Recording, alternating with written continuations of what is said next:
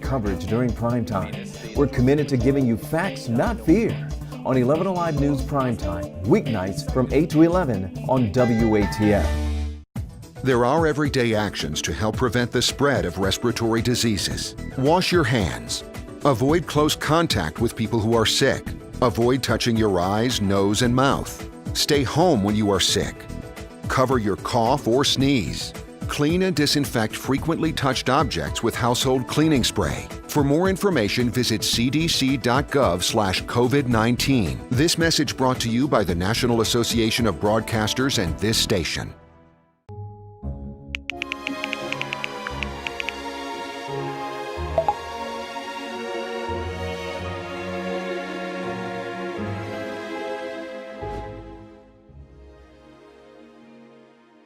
Today at noon on 11Alive. We are seeing that lack of smell or altered taste can be a symptom. We answer your coronavirus-related medical questions. Because 11Alive is where Atlanta speaks. Televised newscasts not enough for you? Get even more at 11Alive's YouTube channel, where you'll find uncut interviews, extended body cam footage, live streams of Atlanta's biggest trials, and more. Subscribe to 11Alive today.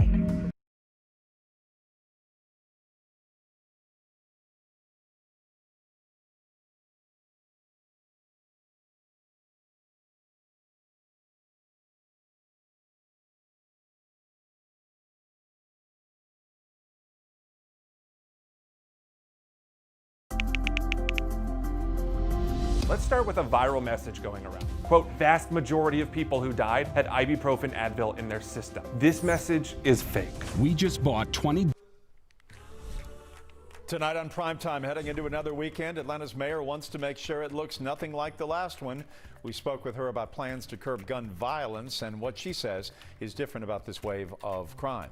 Plus, keeping students safe when they head back to the classrooms is going to take the right gear, and a group of women is coming together to make sure they're prepared. Some children in Atlanta have been through a lot. Most children have been through a lot, but one program is letting them be kids again with the help of a bike ride. 11Alive News Primetime on the ATL starts now. We set a new record for COVID-19 cases. 4,484 new cases of COVID-19 reported in Georgia today. That beats the previous record by 1,000 cases. Here is a look at Georgia's cases over time going back to the beginning in March. Today's spike is not just a one-time surge. This week's daily average of new cases is 4 times higher than what we were seeing just 1 month ago. Deaths, which had been trending down, rising too. 35 people have died after the virus, because of the virus after a week of relatively low numbers. This increase in cases have moved the city of Atlanta to go back to phase 1 in its reopening plan. The mayor's office confirming those details with us. So what does this mean? People should stay at home except for essential trips. You also need to continue teleworking, and all non-essential city facilities will remain closed. These are guidelines. As cases reach record highs, though, Georgia's Emergency Management Agency has announced it would rebuild the 200-bed overflow hospital at the Georgia World Congress Center. The facility was dismantled in May as cases started to fall, and now the state is bringing it back. That is along with an 80-bed temporary medical facility in Milledgeville to treat non-critical COVID patients. The state also plans to sign a contract with the Metro Atlanta Hospital to create a new 100-bed medical surge and ICU unit. Hospital capacity for ICU beds in Georgia is about 17% right now, but that varies based on where you live. In the metro, as of Thursday, the health region that includes Fulton and Gwinnett reported 200 ICU beds remaining. But in the region that covers Cobb and Douglas counties, there were only 17 ICU beds available. Today, investigator Rebecca Lindstrom received some insight into the impact this is having on our hospitals. As COVID cases rise, we have been keeping a close eye on the impact to our hospitals. While the Department of Public Health reports a cumulative number of how many people have gone to the hospital and been admitted to the ICU, Georgia Emergency Management reports the number of active patients each day. Today, there are 2,443 people receiving medical care for COVID. The challenge is GEMA only publicly provides that data back to May 1st, when cases were heading down. Now that a new wave has hit, we wanted to know more. So we filed an open records request and received this data going back to April 7th. We layered that with the daily report of new COVID cases. You'll see a quick spike immediately in hospitalizations, likely the result of better reporting. Hospitalizations peaked at close to 4,000 patients. We're still working to find out why there was a major drop in hospitalizations on May 1st.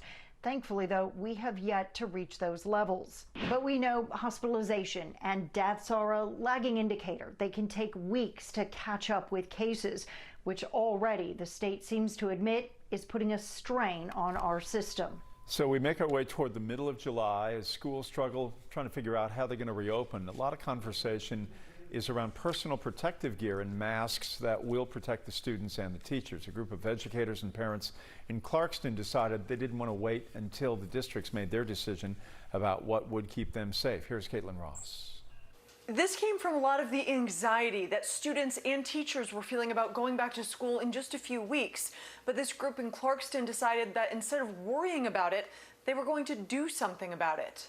We're all stressed out about it, and I'm trying to do everything that I can to make sure that my child is safe. Just the thought that there are families who don't even have that ability to do that most basic of things, which is just keeping your family safe. That's just heartbreaking. Susan Cooper is working with a group of women to make sure the students in the Clarkston cluster in DeKalb County schools have the masks they need to be safe this year. It's about 6,100 students. We want to outfit them with a back-to-school pack of 3 masks. That's more than 18,000 masks. It's an ambitious goal, but Cooper says they've been overwhelmed by support from the community to make it happen. The Clarkston cluster are all Title I schools, and 100% of the kids who go there participate in the free lunch program. Many parents work in North Georgia poultry plants where there have been outbreaks of COVID-19. Cooper says the masks are necessary, but can be expensive. We're seeing these great masks that people are posting that are great for children and are like $13 and $15. She hopes this mask drive can alleviate at least some of the anxiety parents are feeling before their kids go back to school. You're not going to have a successful year if everybody's just stressed out all year about being sick and whether or not their safety is in jeopardy. DeKalb County schools haven't even decided what it's going to look like when kids come back to campus in just a few weeks. They're going to hold a meeting Monday to make that decision. Atlanta's mayor says there is a plan for more police patrols and an important message for the city heading into the weekend. We're coming off the July 4th weekend violence, 31 people shot. Mayor Keisha Lance Bottoms told Cheryl Preheim it is unlike anything in Atlanta in recent memory. So we are making sure that we have our officers out and visible. Also asking people to please avoid large gatherings. One, for COVID especially, but secondly, we are seeing a number of these shootings happening where people are gathered in large groups.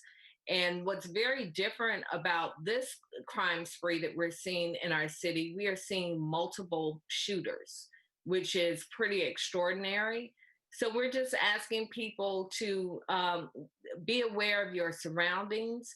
And if a situation or an area feels volatile, to please remove yourself.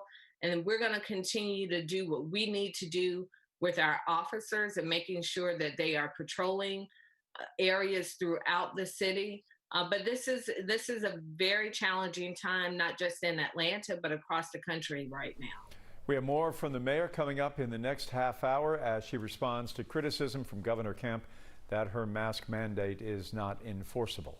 Atlanta's response to this violence has its critics. Georgia's U.S. senior senator says there's a lack of leadership here. In a Fox News interview on the radio, Senator David Perdue addressed the killing of 8-year-old Sequoia Turner over the weekend. To have an 8-year-old girl shot down on the streets of Atlanta, my question is, where's the outrage? I mean, seriously, this is unacceptable. And I applaud the governor for stepping up and bringing out the guard to bring law and order back. Turner was shot and killed on July 4th outside a package store on Pryor Road in southeast Atlanta. Atlanta Crime Stoppers has released surveillance video of a person of interest outside that store carrying a gun, seen right there. There is also a $20,000 reward in this case. Across the country, fewer people are applying for first-time unemployment. The president touting a recovering economy as things reopen. The numbers are getting better in Georgia, too. But for some, Recovery still feels a long way off, and they say they are struggling to get the support that they need. Latasha Givens spoke with someone who has been waiting for weeks for an unemployment check. I tried to borrow money from family and friends and, just postpone things, rent, utilities, cell phone. Anthony White says he's been waiting for an unemployment check for 15 weeks now. His 11-year-old daughter, Anila, is spending extra time with a relative out of state to help ease some of the financial strain.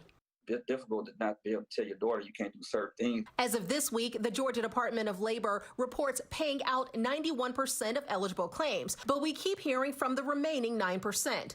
DOL spokesperson Kershaw Cartwright says it takes about 4 to 5 weeks to process a claim through the automated system, but there are 4 main factors for why your claim may take longer. First, incomplete applications. If you make an error or don't properly answer a question in the automated system, a DOL team member has to manually review the application, which takes longer and could instantly put you outside of the 4 to 5 week window. The second holdup, applications that are the result of termination. Particularly these claims that where an individual has quit or they've been fired, we have to go in and look at those each individually and make a determination for eligibility. The third factor for delays, your own employer may be to blame. If those employers will convert those claims from employer file claims to individual ones, that happens immediately and that individual can just continue to claim their weeks. And the fourth reason your check could be late, system overload. So here are a few do's and don'ts. If it hasn't been 4 to 5 weeks, don't call or email to check the status. When it is outside of the anticipated time frame, don't send multiple emails and voicemail messages. A DOL worker has to go through each and every one, and duplicates take up time. Coming up, children in Atlanta who have been through traumatic experiences are getting the opportunity to be kids again, and it begins with a bike ride. And don't forget, we are streaming right now on our 11Alive YouTube channel. You can subscribe and join the conversation in the community section. There's more 11Alive news in prime time after this break.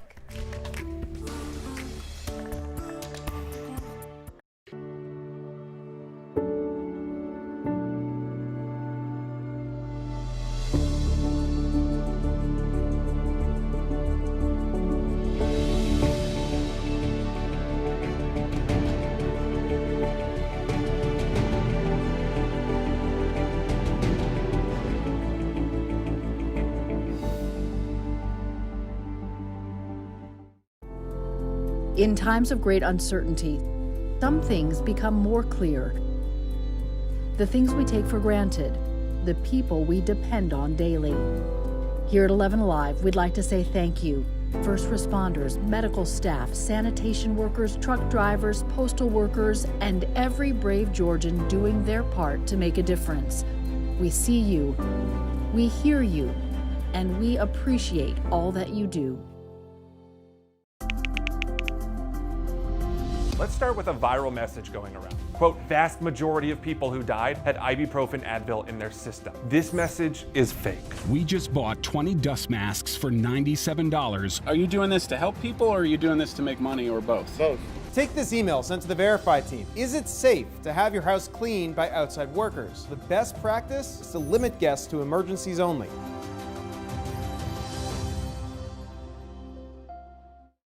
We know things are changing every day, but we're here with you. Continuous COVID-19 coverage during prime time. We're committed to giving you facts, not fear. On 11Alive News Primetime, weeknights from 8 to 11 on WATF. There are everyday actions to help prevent the spread of respiratory disease. It's called a pandemic nobody's talking about. The Georgia Council of Substance Abuse seeing a rise in ER visits due to opioid overdoses. Here's 11Alive's Tracy Amick-Peer going behind the headlines with the people impacted the most. He loved sports, loved baseball, loved hanging out with friends. He was a good kid. But February 25th, just 3 months before his college graduation, Josh Elbaz's little brother, Alex, died from an accidental drug overdose. In fact, it was a counterfeit pill that had fentanyl in it. Weeks later, COVID-19 hit. And as things shut down, the opioid epidemic did not stop. In fact, it got worse. Overdoses are definitely up nationally. We're seeing that everywhere. And now it's kind of become, I think, sort of the silenced epidemic, so it's behind the scenes. Robin Elliott calls this pandemic the perfect storm. You throw in there the isolation of COVID, the staying at home, the lack of 12-step meetings in person. She founded Georgia Overdose Prevention after her son Zach died in 2011. They distribute the overdose antidote, Narcan. More requests than ever. Last month was our busiest month ever. But with so many in isolation, the risk of overdose keeps getting higher. There's no one there to administer any kind of antidote for you, number one. And number two, there's no one there to call 911. So she hopes we get through this pandemic while there's still time. If they die, it's too late. So we have to pay attention to this and keep people alive. I talked to the Georgia Council on Substance Abuse, and they say since March, the calls to their CARES warm line have been up 65%. They also say the intensity of these calls is higher than it's ever been. Our Atticus investigators have taken an in-depth look at the opioid epidemic in Metro Atlanta. Our Triangle series from a number of years ago examines the impact the drug is having on the lives of those fighting addiction and their families. We also have shared ways to get help, find hope on the way to recovery. You can watch the complete series. It is terrific, very illuminating, and you can check it out on the 11Alive Atticus YouTube channel. I'm meteorologist Chris Holcomb from the 11Alive Storm Trackers. We had really hot air out there today. High temperatures made it up to 92 degrees, and with the humidity, it felt like 102. And with that heat and humidity, we had some scattered showers that developed earlier today. A lot of those are diminishing now into the evening hours. And as we go through the weekend, we're watching the rain chances go down as some drier air filters in, and we'll be able to notice the slightly lower humidity levels during the day on Saturday. But it's still going to be very hot out there with those temperatures into the lower 90s, but at least it'll feel like the lower 90s instead of the lower 100s. We had a heat index today that was 102. Now the actual high temperature got up to 92, but with the humidity it felt like 102. Now of course we should be like 89 degrees for this time of year, so we were above the average. Also it was a mild start this morning at 72. And even though that 92 degree temperature feels hot, it's been hotter on today's date. The record is 100. That was set in 1930. Now we're going to see a break in the humidity. We have some drier air that's going to start filtering in tonight, and during the day tomorrow we'll notice that a little bit. And this is the measure of how much moisture is in the atmosphere. When you look at the dew points, we had dew points today in the mid-70s. That's very impressive. Made it feel so muggy, humid out there. Tomorrow, though, with that slightly drier air, there's still going to be some humidity around, but at least the dew points are going down a little bit more into the 60s. And then we'll hold in the 60s into next week, so not as oppressive for the next few days as what we were dealing with out there for today. So we're going to bump up the wasometer number to a 9. This is our scale from 1 to 11, where an 11 is a perfect day.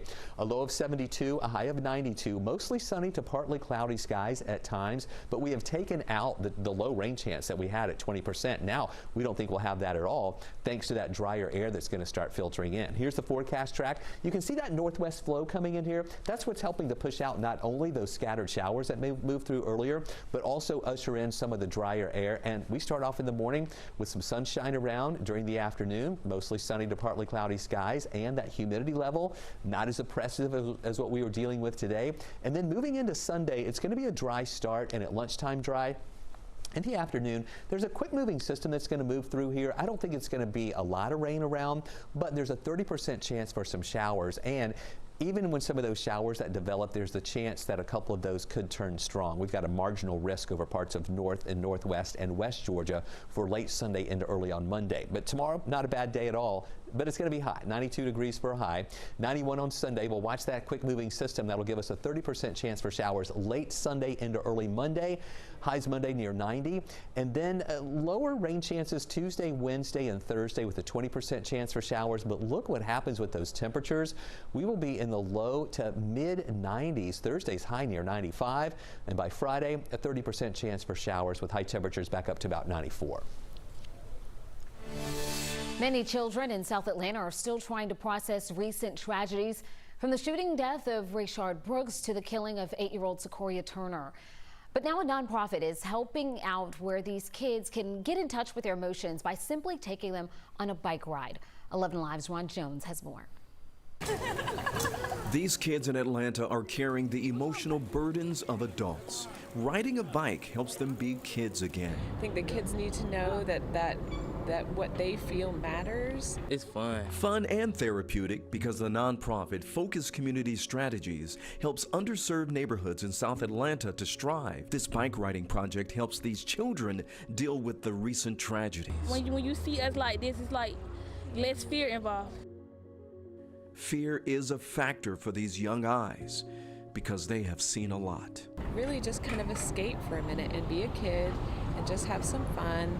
There are 3 times a week they mount up, pray together, and ride together. But we know that releasing stress from the body through exercise is a good way for them to not get pent up. It's definitely a good thing for the neighborhood. There's so much negativity going on around us, and I think we're making a statement without saying a word that we're going to be above it and not allow it to change us. Many of these kids can't afford a bike. So it's been amazing how, you know, the greater Atlanta community has supported us to get bikes, good bikes, for us to ride here. Every Tuesday, Thursday, and Saturday, the magic happens. Neighborhoods should have children filling the streets, riding bikes. How do they know it's helping the children? Because they keep showing up, and we're going to keep going. Alive, we'd like to say thank you.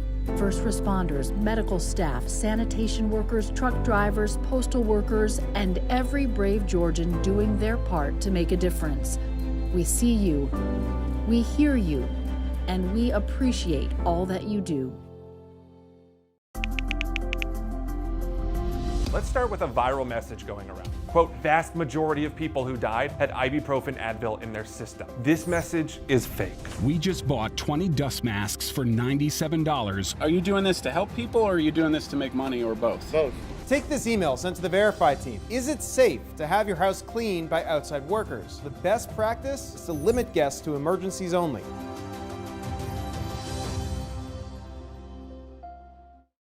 We know things are changing every day, but we're here with you. Continuous COVID-19 coverage during primetime. We're committed to giving you facts, not fear, on 11Alive News Primetime, weeknights from 8 to 11 on WATF. There are everyday actions to help prevent the spread of respiratory diseases. Wash your hands. Avoid close contact with people who are sick. Avoid touching your eyes, nose, and mouth. Stay home when you are sick. Cover your cough or sneeze. Clean and disinfect frequently touched objects with household cleaning spray. For more information, visit cdc.gov/COVID-19. This message brought to you by the National Association of Broadcasters and this station.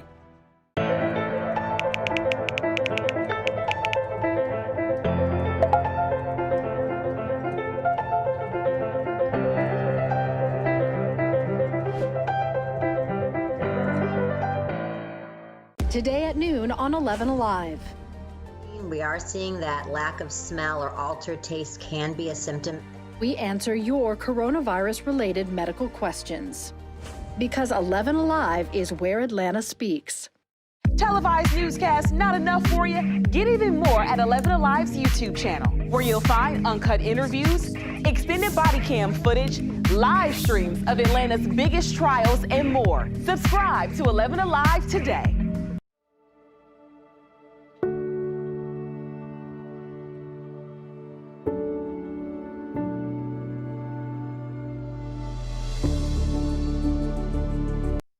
The mask debate is ramping up in Metro Atlanta and nationwide. Face coverings are mandatory in Atlanta and a few other cities, but not statewide. All of this as officials try to figure out how and when to open schools. So much to talk about. Joining me right now is Chuck Todd, the czar and the moderator of Meet the Press. Chuck, we've said all along with the COVID-19 pandemic, it is a public health crisis that became a political issue. You know, theoretically, it may bring Donald Trump down, and we may look back and say it was the virus that really changed the trajectory of American politics in 2020. Andrew Sullivan, a commentator for New York Magazine, just put it, I think, pretty well. He said, the virus is the ultimate swing vote here. And I think there's something to that. I mean, there's no doubt you can almost pinpoint the beginning of this downward trajectory the president's in with the injection of bleach, and from that moment on, he just has not been able to get out of his own way. you know, and I have to tell you, I think going down this road on schools, this feels like somebody who's still playing with matches near a gasoline tank. I tell you, I mean, school politics is rough enough. Go to a school board meeting and any school board meeting in the country, and you will see how rough and tumble that politics. Now we're going to throw the prism of presidential politics in it, where the debate about reopening and how to reopening comes that. I'll tell you this, I'm hoping that Congress becomes the cooling saucer here, and that when they get back to Washington, because you know how you can answer this school debate? Money. Yeah. Ultimately, everybody wants to figure out how to reopen the schools in some form, because I think everybody realizes, particularly for younger kids, they got, you know, you cannot let them slip behind like this. Well, where are they going to get that extra money at a time when every state budget is contracting right now? Well, I know one place you can get the money. It's the feds. Are they going to give it? One of the things that has been very interesting here over the last 24 hours has been Keisha Lance Bottoms, the mayor of Atlanta, and Brian Kemp, the governor of Georgia, at odds over the issue of the mask. The history, the tradition in Atlanta and Georgia, despite economic differences, regional differences, if you will, racial differences, there has been a certain sinking of the mayor and the governor here in this state and this city, going back to Maynard Jackson's first term so many years ago. We've never seen that before here, and I think that is greatly troubling for everybody who lives in the state, in the city, no matter what your politics are. Well, look, and I'm not an Atlantan, but my observation on one of the reasons, you know, the powerful Atlanta business community has always been the great healer, you know, right. And it is, and I wonder if they're the missing piece here. And, you know, in these polarizing times, I've watched a lot of business leaders retreat into cocoon, right? They've got their own, in some cases, some of these companies are dealing with their own social justice issues that they've got to deal with. Perhaps they don't have, whether it's on staffing and leadership positions, things like that. That, to me, and again, I'm coming at this as an outsider, but that seems to be the missing piece on this debate. How about two Georgia Senate seats? Obviously, U.S. Senate seats up for grabs in November, and Senator Kelly Loeffler weighed in on the Black Lives Matter issue in the WNBA, and she got hit by opponents on both sides.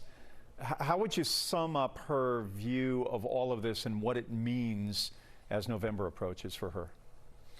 Well, look, she's in this weird spot, she and Doug Collins, in that they are running simultaneously a primary campaign and a general election campaign. We know ultimately it's going to be a runoff that is going to decide who the actual U.S. Senator is here.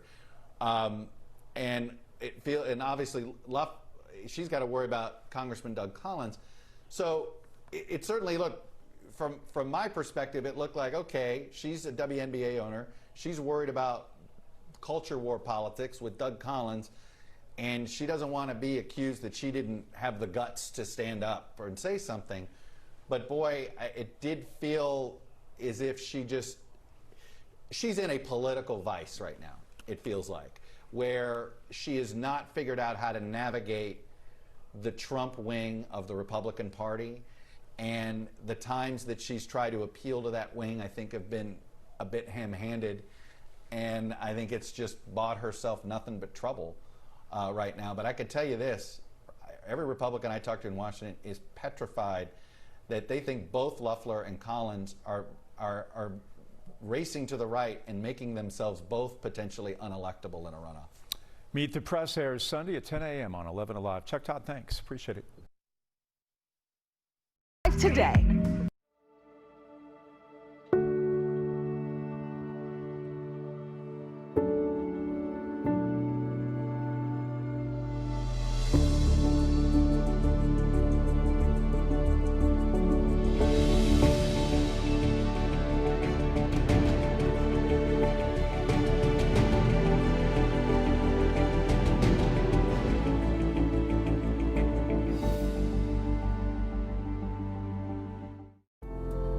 In times of great uncertainty, some things become more clear. The things we take for granted, the people we depend on daily. Here at 11Alive, we'd like to say thank you. First responders, medical staff, sanitation workers, truck drivers, postal workers, and every brave Georgian doing their part to make a difference. We see you, We hear you, and we appreciate all that you do. Let's start with a viral message going around. Quote, vast majority of people who died had ibuprofen Advil in their system. This message is fake. We just bought 20 dust masks for $97. Are you doing this to help people or are you doing this to make money or both? Both. Take this email sent to the Verify team. Is it safe to have your house cleaned by outside workers? The best practice is to limit guests to emergencies only.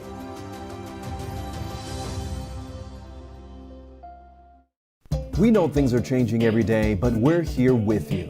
Continuous COVID-19 coverage during primetime. We're committed to giving you facts, not fear, on 11Alive News Primetime, weeknights from 8 to 11 on WATF. There are everyday actions to help prevent the spread of respiratory diseases. Wash your hands. Avoid close contact with people who are sick. Avoid touching your eyes, nose, and mouth. Stay home when you are sick. Cover your cough or sneeze.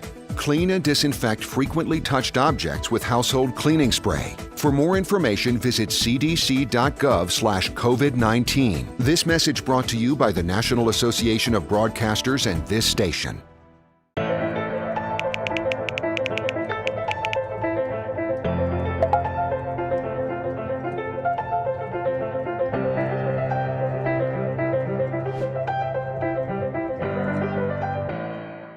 Today at noon on 11Alive. We are seeing that lack of smell or altered taste can be a symptom. We answer your coronavirus-related medical questions. Because 11Alive is where Atlanta speaks. Televised newscasts not enough for you? Get even more at 11Alive's YouTube channel, where you'll find uncut interviews, extended body cam footage, live streams of Atlanta's biggest trials, and more. Subscribe to 11Alive.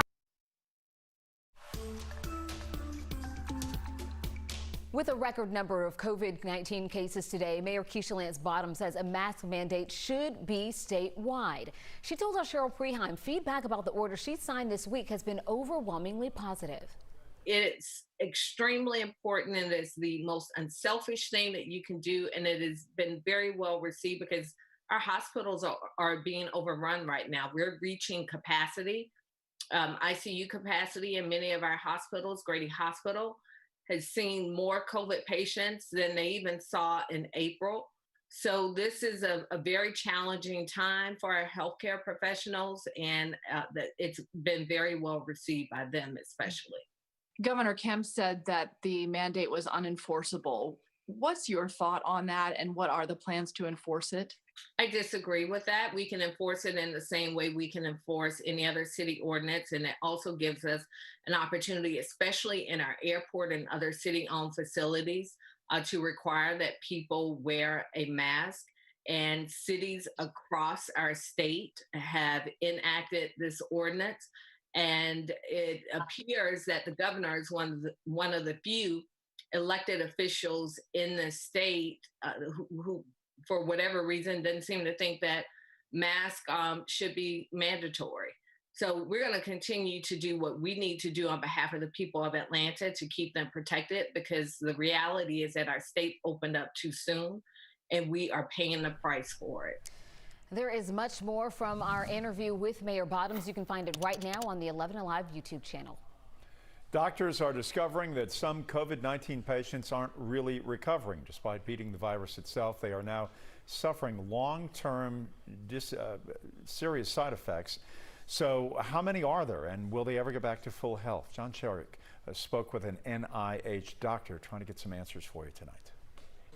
We've been hearing their stories too. It's a long road ahead. Patients who recovered from COVID-19, but weeks and months later are still having to live with serious damage the virus did to their bodies, including damage to the lungs, or kidneys or other organs, or to the nervous system or brain. Patients losing their memories, their balance. I'm still not myself. I get tired very, very fast to go up the stairs, to come down the stairs. It's hard. They complain of mental fogginess, not being able to think clearly at all. Dr. Avindra Nath of the National Institutes of Health says no one knows yet why the virus causes long-term or possibly permanent damage to some patients, or to how many. Apparently there are thousands of them. Dr. Nath says it's not even clear yet how many of the former COVID patients suffering long-term damage might have had pre-existing conditions. So they were very highly functioning individuals, and all of a sudden now they can't perform in their job. Dr. Nath is starting to research the immune systems of the COVID patients who do not fully recover. And my hope is that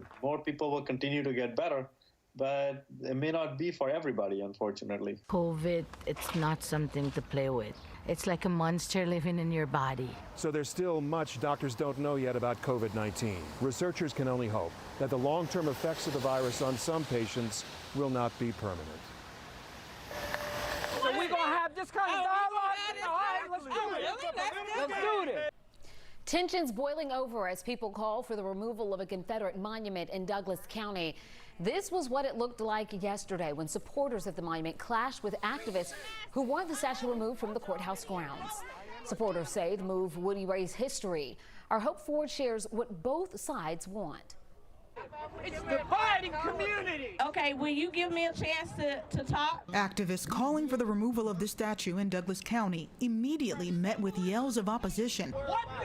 If you want to have your own press conference, okay, I'm going to ignore you. Triana James led the press conference in front of the over 100-year-old statue. The monument, erected to honor Confederate soldiers in the county, was moved to the front of the courthouse in 1998. Activists say it no longer belongs there. This statue has a place, and its place is within a museum. Many speakers pointed to Douglas County's diversity and say the statue only represents one side. The Confederacy was fighting for state rights. One of those state rights was slavery. So it does not represent all people. But their message was hard to hear at times. Cesar Gonzalez was by far the loudest in his opposition. He says the monument should remain and others should be built in the county. To have several monuments to represent the diversity of the community, not just one faction saying what everybody else has to do. During this interview, activists called Gonzalez out for interrupting. We couldn't get our message off clearly because he was talking while we were talking. Eventually, everyone went their separate ways, agreeing to disagree. Supporters of the statue say whether it remains or not should be put up for a vote. Activists say they will hold a forum for both sides to hopefully talk calmly about the issue. The killings of African-American men at the hands of police officers is fueling a worldwide outcry against racism and police brutality. It's also sparking a big interest in supporting black-owned businesses as companies commit to investing millions of dollars. Here's Nick Sturdivant. It's always been my dream to have my own business, and I always wanted to have a boutique. It's been about 5 years since Lisa Bobb left her corporate job in IT to take over as owner of Squash Blossom Boutique. The soul of Squash Blossom is from walking in the door and discovering unique pieces. Did a couple of quarters abroad and traveled a lot and enjoyed tea all around the world. Brandy Shelton had a similar dream. I wanted to bring that love of tea back to the U.S. In 2006, the New Orleans native turned her passion for tea into a business, and with the help of her family, runs Just Add Honey Tea Company. Our 11-year-old son, he loves it. He's like, can I get in the business conversations, and what's the profit margin? In the wake of protests against police brutality, people are showering black-owned businesses with support. In the past, we've only had black women asking, looking around, seeing who's working here, listening to the music and saying, is this a black-owned business?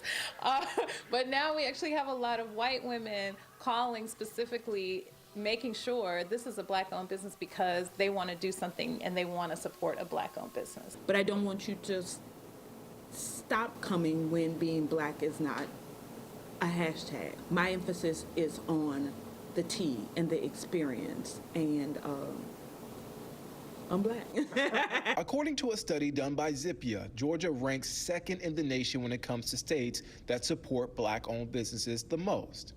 It also says that there are nearly 9,000 Black-owned businesses statewide, employing more than 83,000 people. Last month, PayPal announced a $530 million commitment to support Black and minority-owned businesses and communities in the U.S. Pepsi also plans to invest $50 million over 5 years to strengthen local Black-owned businesses. Consider us and make sure that you make an effort to share your dollars. People are different, whether it's the way they look, their background, experiences. But what if people focused on what makes them the same, what brings them together? What would that look like? It was the inspiration for a local photographer's Be Kind project.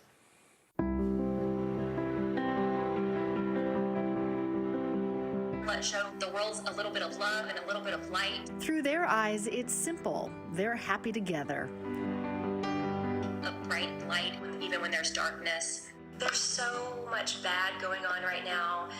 There's so many people fighting and hating each other. Photographer Liz Williams wanted to share her view of the world, the kids' view, through her lens. I reached out to my following and I was like, who would want to join me in this? And there were like 500 comments. She calls it the Be Kind project. Children from different backgrounds connected by what makes them all the same. Some kids to get together and they're not judging each other based off of the way they look. They have pure hearts and they're just being so sweet and playing and they're making each other laugh. We talked about boogers and toots because that's what makes kids laugh, and we had a really, really good time doing that. And you can clearly see it in the pictures. They were just loving each other, and I feel like that's how the world should be. As adults, our minds get just contaminated with bad things. We need to remember who we were at one point in our lives before we were contaminated. I feel like a lot of people need to see these pictures. This is just what the world needs right now. We have all the Liz by Design photography for you on 11alive.com and our Facebook page. We'd love for you to share it. Another child caught up in gun violence. Next, you will hear from the mother of 9-year-old Giovanni Carson about how he is doing now.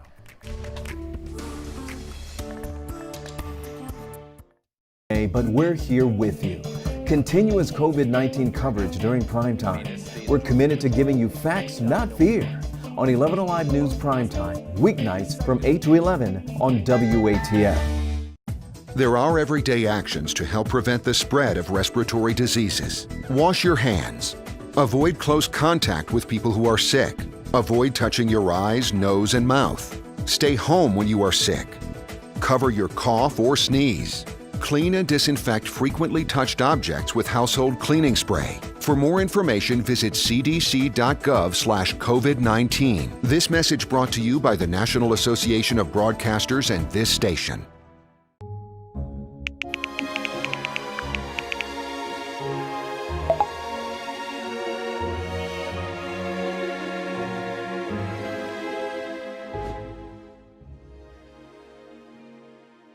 Today at noon on 11Alive.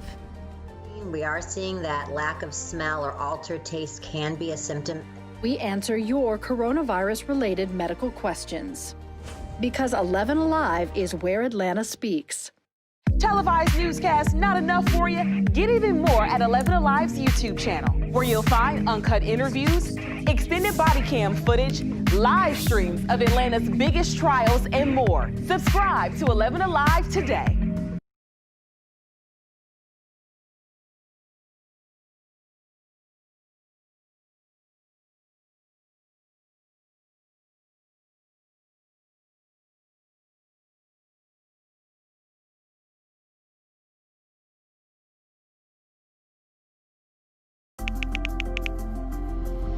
Let's start with a viral message going around. Quote, vast majority of people who died had ibuprofen Advil in their system. This message is fake.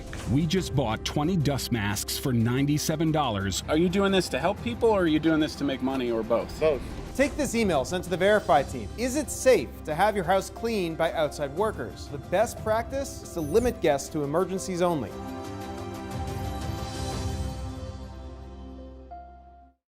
We know things are changing every day, but we're here with you. Continuous COVID-19 coverage during primetime.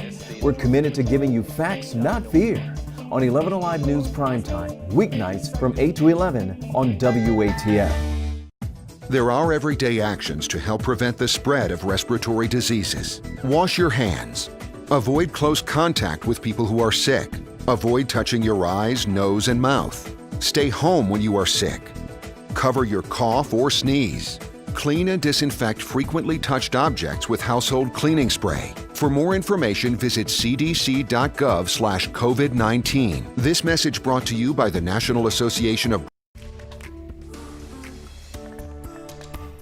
A 9-year-old boy was shot Wednesday night in East Atlanta Village, less than a week after an 8-year-old was killed over the 4th of July weekend. Thankfully, the boy survived, but now his mother is calling for the violence to stop. She spoke with our Naima Abdullahi. His name is Giovanni Carson, just 9 years old, an honor roll student. Now recovering from those gunshot wounds, his family tells me that the violence must stop. Another mother in Atlanta, heartbroken that her child was struck by a bullet. Kiana Carson says she's fortunate that her son Giovanni survived. I'm very blessed that my son is here. We just praying that his motor skills come back to where he has no complications or anything. She says he's been in and out of surgery at Children's Healthcare of Atlanta. Police say around 9 p.m. near the intersection of Flat Shoals and Glenwood Avenue, shots were fired into a group of people.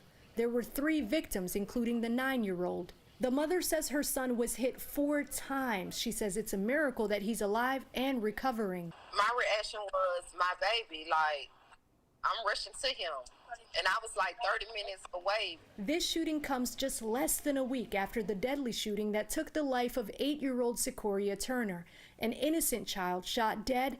That heartache is one that Kiana can relate to. My condolences go out to the family because I feel her pain because I was in the same fear. Just so happened my baby was blessed to still be here and to recover from the gunshot that shouldn't have been fired. And Giovanni's family tells me that they set up a GoFundMe account to help them during this time as their son recovers. For a link to that, visit 11alive.com. I'm meteorologist Chris Holcomb from the 11Alive Storm Trackers. Was it hot enough for you out there today? Our high temperature made it up to 92 degrees this afternoon. We should be around 89 for this time of year, but that really wasn't what made it feel so hot out there. We had a lot of humidity around. It was very muggy, and so its highest point, this 92 degree temperature, felt like it was 102 with the heat index out there for today. We didn't have any rain officially at Hartsfield-Jackson, so our rainfall surplus is just a little bit under 13.5 inches above where we should be in rainfall for the year. We are going to see a little bit of a break in that humidity as we go through the weekend. Now, we measure the amount of moisture in the atmosphere with the dew point. And whenever we have dew points in the 70s, whereas today we had dew points in the low and mid 70s, it was just very oppressive. Now, we're going to see some drier air move in for the weekend, and the dew points are going to drop into the 60s. Yeah, it's still going to be a little humid, but just not as oppressive as it was. And we expect another high tomorrow of 92 degrees, but that's going to feel more like 92 than 102, thanks to that humidity level coming down. And then we'll hold with those humidity levels in the 60s through the rest of the weekend and also into next week too. So for the wasometer tomorrow, we're going to go with a 9. With that drier air in place, we're taking out the 20% chance for a shower, and we're pretty much going with mostly sunny to partly cloudy skies. And as we mentioned, highs near 92, but it'll feel more like 92. In fact, here's a look at your forecast track tonight. You know, we were tracking some of those scattered showers a little bit earlier today. Those are all diminishing. It is going to be nice and dry out there for the evening hours tonight, and then tomorrow morning we start off with sunshine. We have this northerly flow that's coming into our area, and that's what's helping to push out a lot of that humidity and usher in some slightly drier air. So we're not going to call for any rain during the day here on Saturday. Going to be looking really nice, but it is going to be hot with temperatures into the lower 90s. And then on Sunday, we're going to start off dry. In the afternoon and evening, we'll have just a couple of clouds building in, and there's a quick moving system that'll give us a chance for a shower late Sunday, maybe even into early on Monday. And even the Storm Prediction Center is saying late late Sunday and into early Monday. If those showers develop, there is the potential that a couple of those could turn strong. We'll have that marginal risk up in parts of North and Northwest Georgia and in West Georgia. But it's going to be a fast mover. It's not going to impact a lot of people. Look for dry conditions on Saturday, partly cloudy skies, mostly sunny to partly cloudy with highs near 92, 91 Sunday. We'll watch that quick moving system. That'll just bump those rain chances up a little bit late Sunday into early Monday. And then we are pretty much drying out a little more with only a 20% chance for a shower for Tuesday, Wednesday, Thursday, and Friday. But look at those temperatures. Low and even mid 90s. Thursday looks like be a hot one with highs near 95, 94 on Friday, with a few more scattered showers redeveloping here by Friday. No easy answers on coronavirus. If you follow the news, if you read the news, you sit at home and you shake your head when you hear about all of the arguments on the left, on the right, in the middle. Everybody has a view, and that view oftentimes goes 180 degrees from your next door neighbor, from your wife, from your children. But did a New York congresswoman claim that businesses should stay shut down because it would hurt the president's re-election chances? Here's Verify Time and Evan Kozlov. Social media is full of misinformation, and you don't have time to go through each and everything you see to fact check. That's where the Verify team comes into play. Take this question emailed to the Verify team, asking whether AOC posted on Facebook that governors should maintain restrictions on businesses until after the November election. So let's verify and take a closer look at this supposed post. It's been spreading online like this: a screenshot of a Facebook post of a tweet, supposedly from Representative Alexandria Ocasio-Cortez. In it, she allegedly writes, quote, "It's vital that governors maintain restrictions on businesses until after the November election because economic recovery will help Trump get reelected." The tweet is timestamped at 1:09 p.m., May 20th, 2020. Now, we started by reaching out to the Congresswoman's office, and a spokesperson told us that no, AOC did not write this. In fact, the Congresswoman took to Twitter to address the rumor, writing, quote, "I usually don't tweet to correct fake posts about me, but needless to say, the alleged deleted reopening tweet people are saying I wrote is a photoshopped fake." But we don't have to take her word for it. Our Verify researchers used a website called the Internet Archive Wayback Machine. On their website, they say they're building a digital library.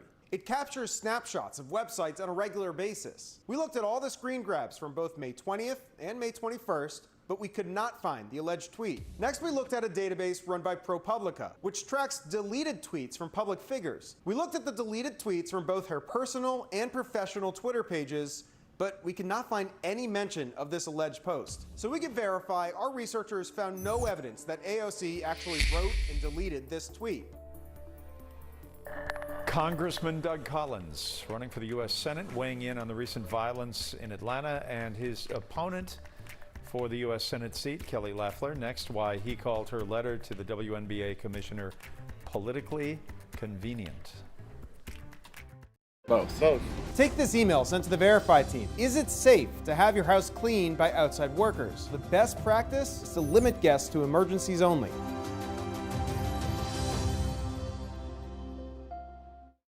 We know things are changing every day, but we're here with you. Continuous COVID-19 coverage during prime time. We're committed to giving you facts, not fear.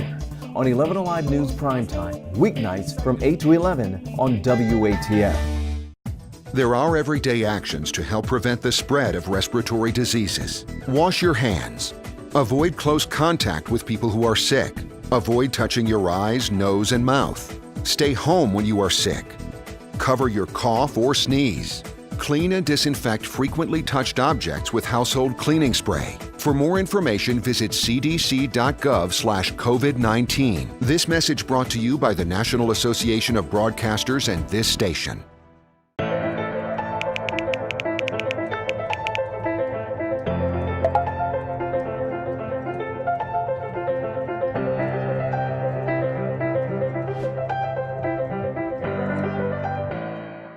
Today at noon on 11Alive. We are seeing that lack of smell or altered taste can be a symptom. We answer your coronavirus-related medical questions. Because 11Alive is where Atlanta speaks. Televised newscasts not enough for you? Get even more at 11Alive's YouTube channel, where you'll find uncut interviews, extended body cam footage, live streams of Atlanta's biggest trials, and more. Subscribe to 11Alive today.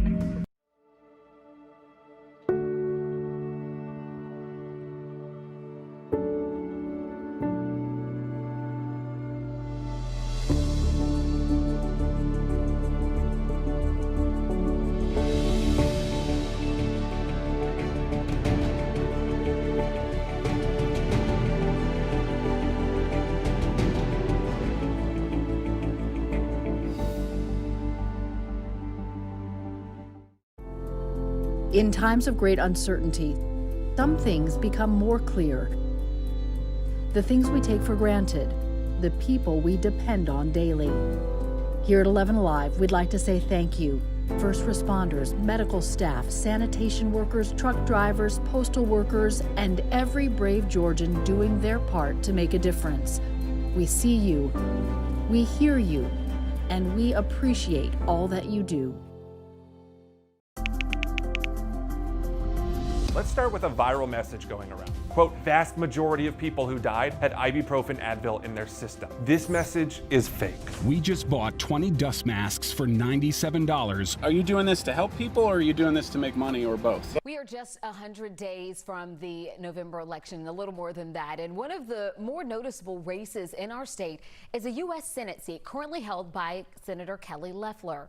Now, one of the candidates at the forefront of this race is Republican Congressman Doug Collins. Now, we caught up with him earlier today as he was taking a tour through Royal Food Service in Atlanta. He criticized Loeffler for her comments on Black Lives Matter. She recently urged the WNBA commissioner to keep politics out of sports. She said, we shouldn't bring politics into sports. Well, I just have to ask the senator, where were you at when you were doing a ticket sharing program with Planned Parenthood? It's politically convenient for her to talk about it now because she's trying to prove to Georgians who are not buying it that she's a conservative. The congressman has also been an outspoken supporter of Atlanta police. 2 APD officers were charged in the shooting death of Rayshard Brooks, and 6 more were charged in a tasing incident involving 2 college students. Following a weekend of violence in Atlanta, he says Governor Kemp bringing in the National Guard to help support the department was the right call. The issue with the governor and the National Guard and the police department is making sure that they have the resources they need, because other districts, other sheriffs, and I've talked to many of them, and other police departments do not want to send their officers down here to help, because when they're inside the Fulton County, they're under the jurisdiction of the Fulton County DA, and they don't feel that they'll have their back. Once again, Collins called for Fulton County District Attorney Paul Howard, who is running for re-election, to step away from the investigation into the Rayshard Brooks shooting. You can hear more of that full interview. It's up right now on the 11Alive YouTube page. Still ahead on Primetime, the political bickering continues between Mayor Keisha Lance Bottoms and Governor Brian Kemp as he reacts to Atlanta's plan to revert back to phase 1 of its reopening plan.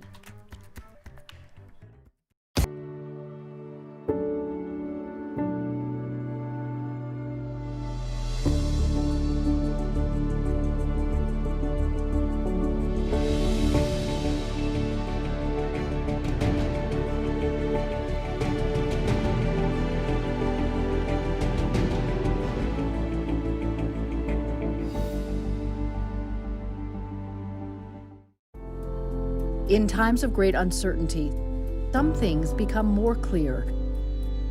The things we take for granted, the people we depend on daily. Here at 11Alive, we'd like to say thank you. First responders, medical staff, sanitation workers, truck drivers, postal workers, and every brave Georgian doing their part to make a difference.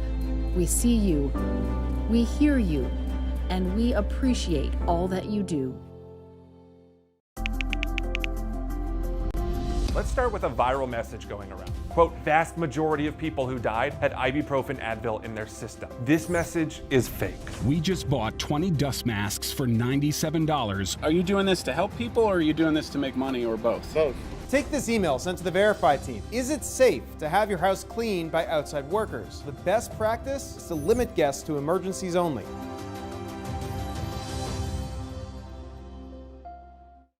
We know things are changing every day, but we're here with you.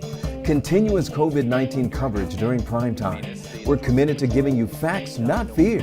On 11Alive News Primetime, weeknights from 8 to 11 on WATF. There are everyday actions to help prevent the spread of respiratory diseases. Wash your hands. Avoid close contact with people who are sick. Avoid touching your eyes, nose, and mouth. Stay home when you are sick. Cover your cough or sneeze. Clean and disinfect frequently touched objects with household cleaning spray. For more information, visit cdc.gov/COVID-19. This message brought to you by the National Association of Broadcasters and this station.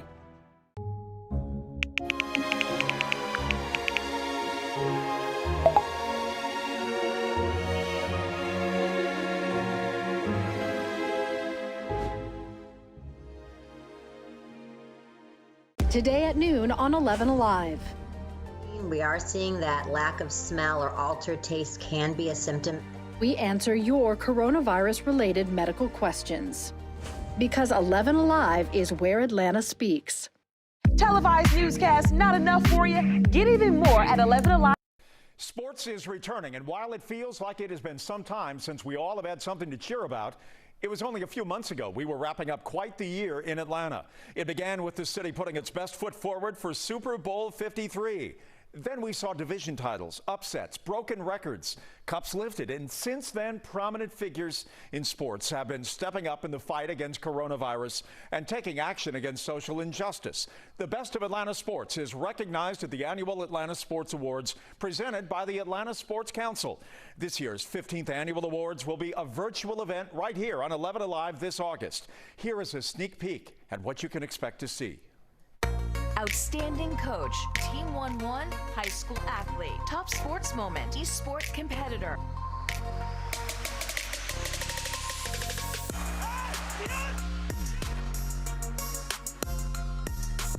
There goes Acuna, and he is a member of the 30-30 club. That does it, and the Braves will raise another banner over Atlanta.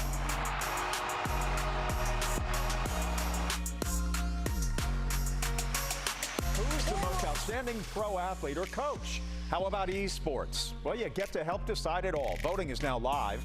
As you see here, you can go to 11alive.com/sportsawards to view the nominees and pick your favorite.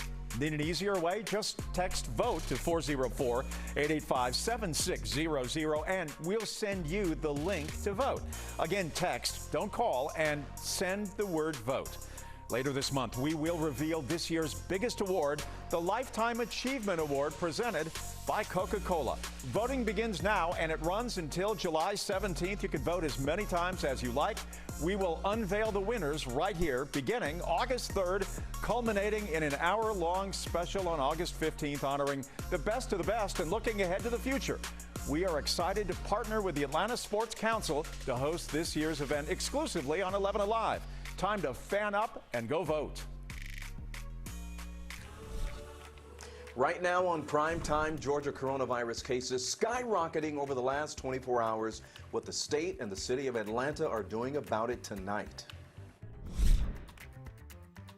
It's not going to be an overnight process. We've done what we can do immediately, but there's still more long-term work that needs to be done. Atlanta's mayor on working to rebuild connections between the city's residents and police following weeks of protests and deadly violence. 11Alive News Primetime on the ATL starts now.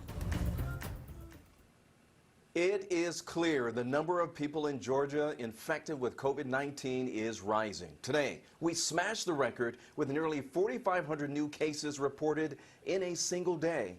As the cases hit a new record high, Atlanta Mayor Keisha Lance Bottoms took immediate action, sending the city back into phase 1 of its reopening plan. So let's explain what these recommendations mean. How does this impact you? So people in Atlanta are being asked to stay at home except for essential trips. Restaurants are being urged to shift to go and delivery orders only, and non-essential city faculty will remain closed. Again, these are recommendations from the city, not mandates. The governor's office just sent us this statement regarding Atlanta, reverting back to phase 1, saying Mayor Bottoms' action today is merely guidance, both non-binding and legally unenforceable. As clearly stated in the governor's executive order, no local action can be more or less restrictive, and that rule applies statewide. Once again, if the mayor actually wants to flatten the curve in Atlanta, she should start enforcing state restrictions, which she has failed to do. You can read the governor's full statement. Just head to 11alive.com. So in addition to coronavirus cases, the number of people seeking medical care at the hospital is also growing, spurring Governor Brian Kemp to once more reconfigure the Georgia World Congress Center as an overflow hospital for COVID-19 patients. So as we look at Georgia's numbers, we see 35 deaths were also reported today, and many of you are asking us why that number is so low compared to the total cases. And investigator Rebecca Lindstrom takes a look and answers that question as she speaks with the experts. If you look at Georgia's COVID-19 related deaths since our first was reported back in mid-March, you'll see we've had a series of spikes. But in the past 2 weeks, it looks as if our number of deaths is finally trending down, as if the virus were less deadly than earlier in the pandemic. Doctors say while some of that could be true, since younger people at less risk for complication are a growing slice of cases, and hospitals have made some improvements in their treatment strategies, it's likely not the full story. That's because of the time it usually takes from when a person tests positive to when they die, to when their death is reported and certified by a state health department. It's what's known as a lagging indicator, and Emory epidemiologist Carlos Del Rio says the risks are still real. The data is very, very clear. COVID is about 20 times deadlier than the flu. So yes, it's like the flu, but 20 times worse. And in particularly, if you happen to be over the age of 65, in particular, if you happen to be diabetic or have obesity or hypertension. Del Rio says death trends can fluctuate greatly from day to day, and often the clearest picture is looking back at them weeks later. It's also why we, along with health officials, monitor several different metrics to get the best idea of what's going on. The bottom line, coronavirus cases are increasing right now, but we won't know how deadly this wave will be for weeks to come. So a big concern for many families right now, if students return to school this fall, how will it be protecting the students? That is why a group of local parents and educators are trying to donate more than 18,000 masks to low-income students in Clarkston. They told our Caitlin Ross the goal is 3 masks for each child. The idea is one to wear, one to have as backup, and one to have in the laundry. It's an ambitious goal, but this group in Clarkston thinks it's necessary before sending kids back to school. A lot of those families aren't going to have choices. They're in jobs where their parents have to be in person working. Susan Cooper started the project with some friends when they realized how vital it was for kids to wear masks in school. We don't know a lot of things about coronavirus, but as we learn more and more, obviously, it seems like masks are really important. Leading Emory Dr. Carlos Del Rio agrees, but says it stretches outside the school walls as well. If we want to open schools and our window is closing, we have to slow community transmission, and that's why I implore people to start wearing masks now. DeKalb County has not decided what school will look like, but Cooper says the money they raise will help kids stay safe if they return to class in just a few weeks. That stuff isn't cheap, and it's more expensive now because everybody wants it and everybody needs it. The group set up 3 different ways to donate. You can drop off pre-made masks at community locations, order from a local vendor who's selling those masks, or donate to their GoFundMe where they'll use the money to buy the masks. All of that's on our website, 11alive.com. I'm meteorologist Chris Holcomb from the 11Alive Storm Trackers. I'm on right now with about 200 folks on Facebook Live. So if you want to talk about the weather or have any questions about the weather, go to my Facebook page, Chris Holcomb 11Alive, and you can join those folks. So we're having a nice little conversation. A lot of people are excited about a break in the humidity tomorrow and the rain chances, but it's still going to be really hot out there. Take a live look at radar. You can see what's happening and not much going on here at all. It was kind of active late afternoon into early evening in some spots. Now, we didn't have as much rain around or as many storms around today as we did yesterday, but we did have a few showers and storms that moved through that fell apart already. Now, we had one lone cell just in the past little while that developed in Pickens County, moved through Cherokee, and it fell apart in Forsyth County. That's all that's left from this rain that came through earlier. Earlier, we had some stronger storms, some in Cherokee County, North Fulton that turned severe, that caused some damage there, and then some showers and storms developed around I-20 and south of that where we had severe storms in Newton County, parts of Jasper County earlier. Those have all faded out. Now we just have drier air moving in. And when I say drier air, I mean more than just no rain, but the humidity levels are starting to come down, and we'll really begin to feel that a little bit more during the day tomorrow with the lower humidity and lower dew points around. Take a live look out there right now. This is our tower cam. This is in Rome as we are looking toward the west where the sun just went down around 8:50 tonight. And you can see that nice clear sky. It was a nice sunset tonight. But get ready with those clear skies tonight. And then in the morning, we wake up with that. We're going to have a lot of sunshine around to start the day.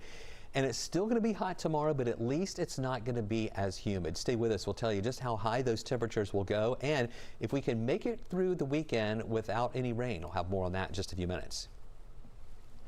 As mayor says police have a plan going into the weekend. More officers will be assigned to patrol areas where there's been an increase in violence. It's one of many topics covered in an interview with 11Alive today. Mayor Bottom says the climbing COVID cases reinforce the need for the mask mandate she signed this week. And she says the feedback has been overwhelmingly positive. She believes it should be a statewide rule. She says Grady Hospital is seeing more COVID-19 patients now than it did back in April. And the mayor said the next step in police reform for APD is community engagement initiatives.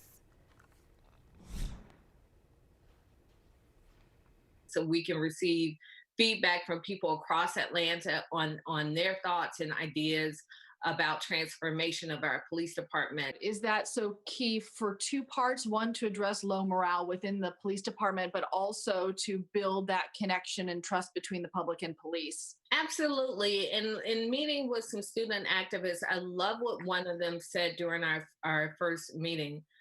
He said, this can't be a us versus them conversation. It has to be a we conversation. And that we means that we will get input from the public. That input's going to be important, but also getting input from our public safety personnel and our police officers on their thoughts of where perhaps their training needs to be clarified and how they can be better partners within our communities. Mayor Bottom says one thing that needs more attention, the census. She asked everyone to look out for and fill out census forms. It directly impacts community resources like schools and hospitals. Our full interview with the mayor is on 11alive.com. Georgia's unemployment levels are falling slowly, but a lot of people are still hurting out there and not sure about the future. So as of this week, the State Department of Labor says it's paid out 91% of eligible claims. But we keep hearing from you folks, some folks out there who still say, hey, I need some help. 11Alive's Latasha Gibbons has more. Georgia Department of Labor spokesperson Kersha Cartwright says it takes about 4 to 5 weeks to process an unemployment claim through the automated system. But there are 4 main factors for why your claim may take longer. First, incomplete applications. If you make a mistake or don't properly answer a question in the automated system, a DOL team member has to manually review the application, which takes longer and could instantly put you outside of the 4 to 5 week window. The second holdup, applications that are the result of termination. Particularly these claims that where an individual has quit or they've been fired, we have to go in and look at those each individually and make a determination for eligibility. The third factor for delays, your own employer may be to blame. If those employers will convert those claims from employer file claims to individual ones, that happens immediately and that individual can just continue to claim their weeks. And the fourth reason your check could be late, system overload. So here are a few do's and don'ts. If it has not been 4 to 5 weeks, please don't call or email to check the status. When it is outside of that anticipated time frame, don't send multiple emails and voicemails. A DOL worker has to go through each and every one, and duplicates take up time. We have resources for you on our 11Alive app, including how to guide for applying for unemployment benefits. All right, straight ahead. Children in Atlanta who have been through a traumatic experience are now getting a chance to be a kid again, and it all starts with a bike ride. We're streaming right now on the 11Alive YouTube channel. Subscribe and join the conversation in the community section. More 11Alive news in prime time coming up after the break.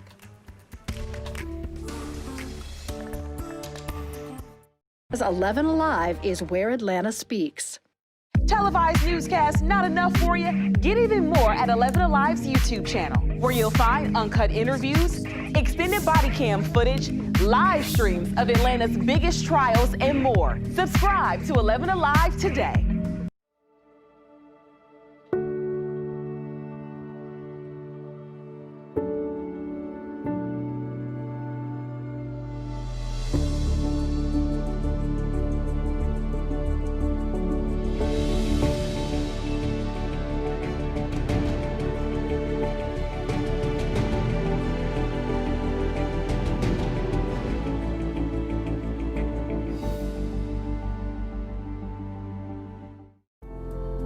In times of great uncertainty, some things become more clear.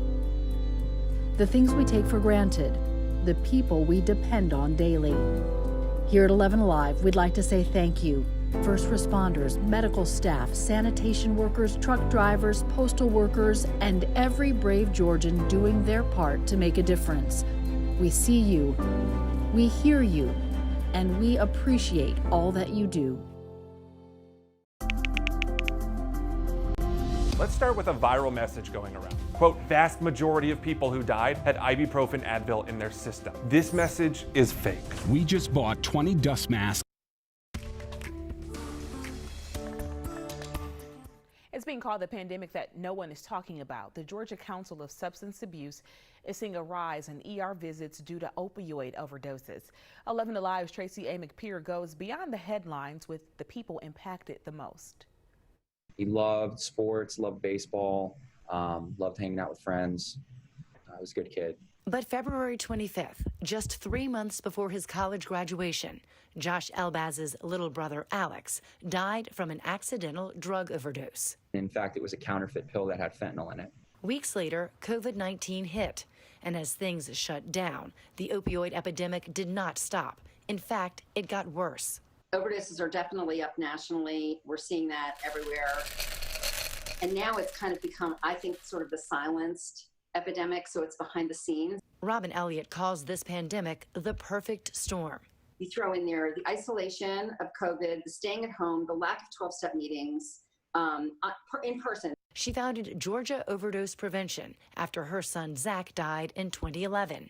They distribute the overdose antidote, Narcan. More requests than ever. Last month was our busiest month ever. But with so many in isolation, the risk of overdose keeps getting higher. There's no one there to administer any kind of antidote for you, number one. And number two, there's no one there to call 911. So she hopes we get through this pandemic while there's still time.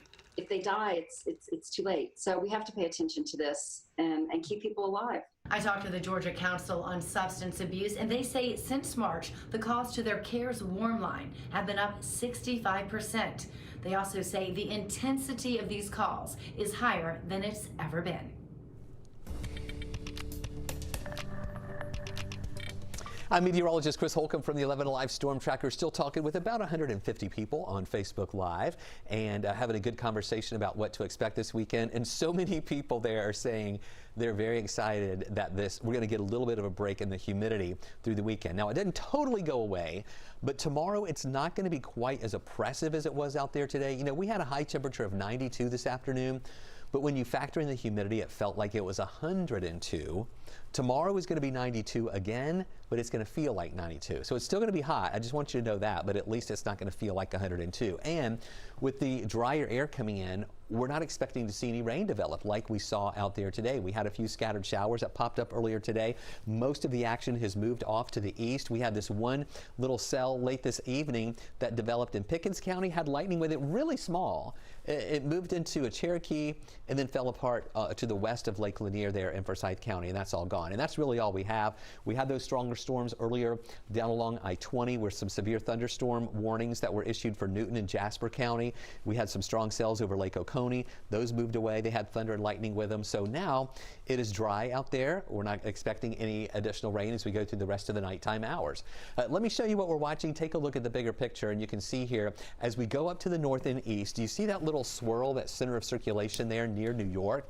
That is Tropical Storm Faye. Now, Faye made landfall today along the Jersey Shore, in the afternoon hours, and it continues to move on up to the north. It's over land, so it's starting to weaken a little bit, but you can see a lot of the rain it's moving through much of the northeast region right now with the winds that are starting to die down. Here's what we're looking at: 45-mile-an-hour winds moving north at 14 miles an hour. This is based on the intermediate advisory that came in around 8 o'clock. We'll get another advisory that comes in at 11. So this is going to keep moving up toward the north. New York getting rain and some wind. We still have the tropical storm warnings in effect for Long Island and Connecticut up to Rhode Island. It will weaken, though, as it keeps moving up toward the north into Canada as an area of low pressure. It moves on out, and then no more impacts there. And it really has no impact on us. It was really hot out there today, and our temperatures got up into the lower 90s at 92 degrees. Right now we're 85. At the 9 o'clock hour, it's still warm at 85 degrees. Where we saw that rain earlier, it dropped to 75 in Covington. Eatonton is 79. Elsewhere, mainly 80s that we have around. And there is still enough humidity in the air with dew points right now in the lower 70s to give us a heat index. It feels like it's 90 degrees out there, folks, at 9:15 at night. Feels like 92 in Duluth, feels like lower 90s in Marietta and Canton. Also in Rome, we have a heat index of 92 degrees. Well, that drier air is going to start filtering in, and the humidity levels are going to be a little bit lower. We'll be up to 92 again tomorrow, but at least it's going to feel like 92 instead of 102. And mostly sunny skies and a few clouds will mix in, but we're not really calling for any rain chances tomorrow. There's that northwesterly flow coming in. That's what's going to help to push out some of that humidity and moisture and bring us that drier air. No rain popping up tomorrow afternoon for those who look for a rain-free day. Then on Sunday, another quick moving system comes in later in the day. That'll bring us a few clouds and a couple of scattered showers. 30% chance for that. Some of those that develop could be strong late Sunday and then into early Monday, and then we dry out again. The rain chances don't totally go away, but then on Tuesday, Wednesday, and Thursday, we have a 20% chance for showers. But I want you to look at these temperatures. 92 Tuesday, 93 Wednesday, 95 on Thursday, and then back to a 30% chance for a shower on Friday with high temperatures still really hot there in the mid-90s. You know, many children in South Atlanta are still trying to process recent tragedies, from the shooting death of Rayshard Brooks to the killing of 8-year-old Sequoia Turner. A nonprofit is now helping these kids get in touch with their emotions by simply taking them on a bike ride. These kids in Atlanta are carrying the emotional burdens of adults. Riding a bike helps them be kids again. I think the kids need to know that what they feel matters. It's fun. Fun and therapeutic, because the nonprofit Focus Community Strategies helps underserved neighborhoods in South Atlanta to strive. This bike riding project helps these children deal with the recent tragedies. When you see us like this, it's like less fear involved.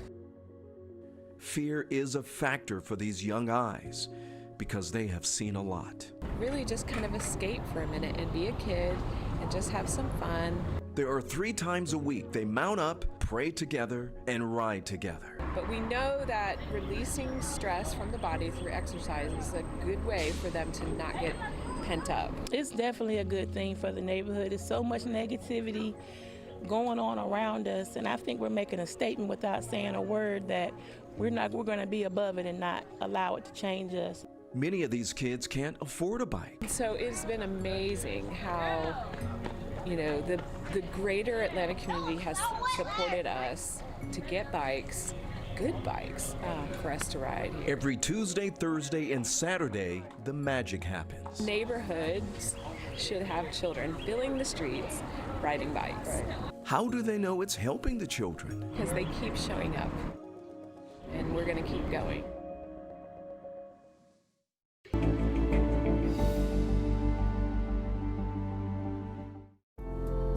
In times of great uncertainty, some things become more clear.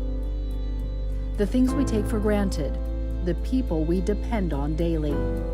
Here at 11Alive, we'd like to say thank you. First responders, medical staff, sanitation workers, truck drivers, postal workers, and every brave Georgian doing their part to make a difference. We see you, we hear you, and we appreciate all that you do. Let's start with a viral message going around. Quote, vast majority of people who died had ibuprofen Advil in their system. This message is fake. We just bought 20 dust masks for $97. Are you doing this to help people, or are you doing this to make money, or both? Both. Take this email sent to the Verify team. Is it safe to have your house cleaned by outside workers? The best practice is to limit guests to emergencies only.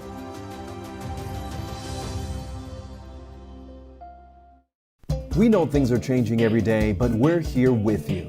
Continuous COVID-19 coverage during primetime. We're committed to giving you facts, not fear. On 11Alive News Primetime, weeknights from 8 to 11 on WATF. There are everyday actions to help prevent the spread of respiratory diseases. Wash your hands. Avoid close contact with people who are sick. Avoid touching your eyes, nose, and mouth. Stay home when you are sick. Cover your cough or sneeze. Clean and disinfect frequently touched objects with household cleaning spray. For more information, visit cdc.gov/COVID-19. This message brought to you by the National Association of Broadcasters and this station.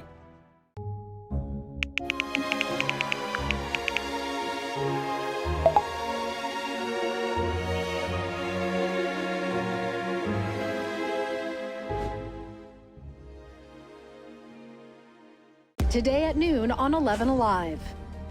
We are seeing that lack of smell or altered taste can be a symptom. We answer your coronavirus-related medical questions. Because 11Alive is where Atlanta speaks. Televised newscasts not enough for you? Get even more at 11Alive's YouTube channel, where you'll find uncut interviews, extended body cam footage, live streams of it. The mask debate is ramping up in Metro Atlanta and nationwide. Face coverings are mandatory in Atlanta and a few other cities, but not statewide. All of this as officials try to figure out how and when to open schools. So much to talk about. Joining me right now is Chuck Todd, the czar and the moderator of Meet the Press. Chuck, we've said all along with the COVID-19 pandemic, it is a public health crisis that became a political issue. You know, theoretically, it may bring Donald Trump down, and we may look back and say it was the virus that really changed the trajectory of American politics in 2020.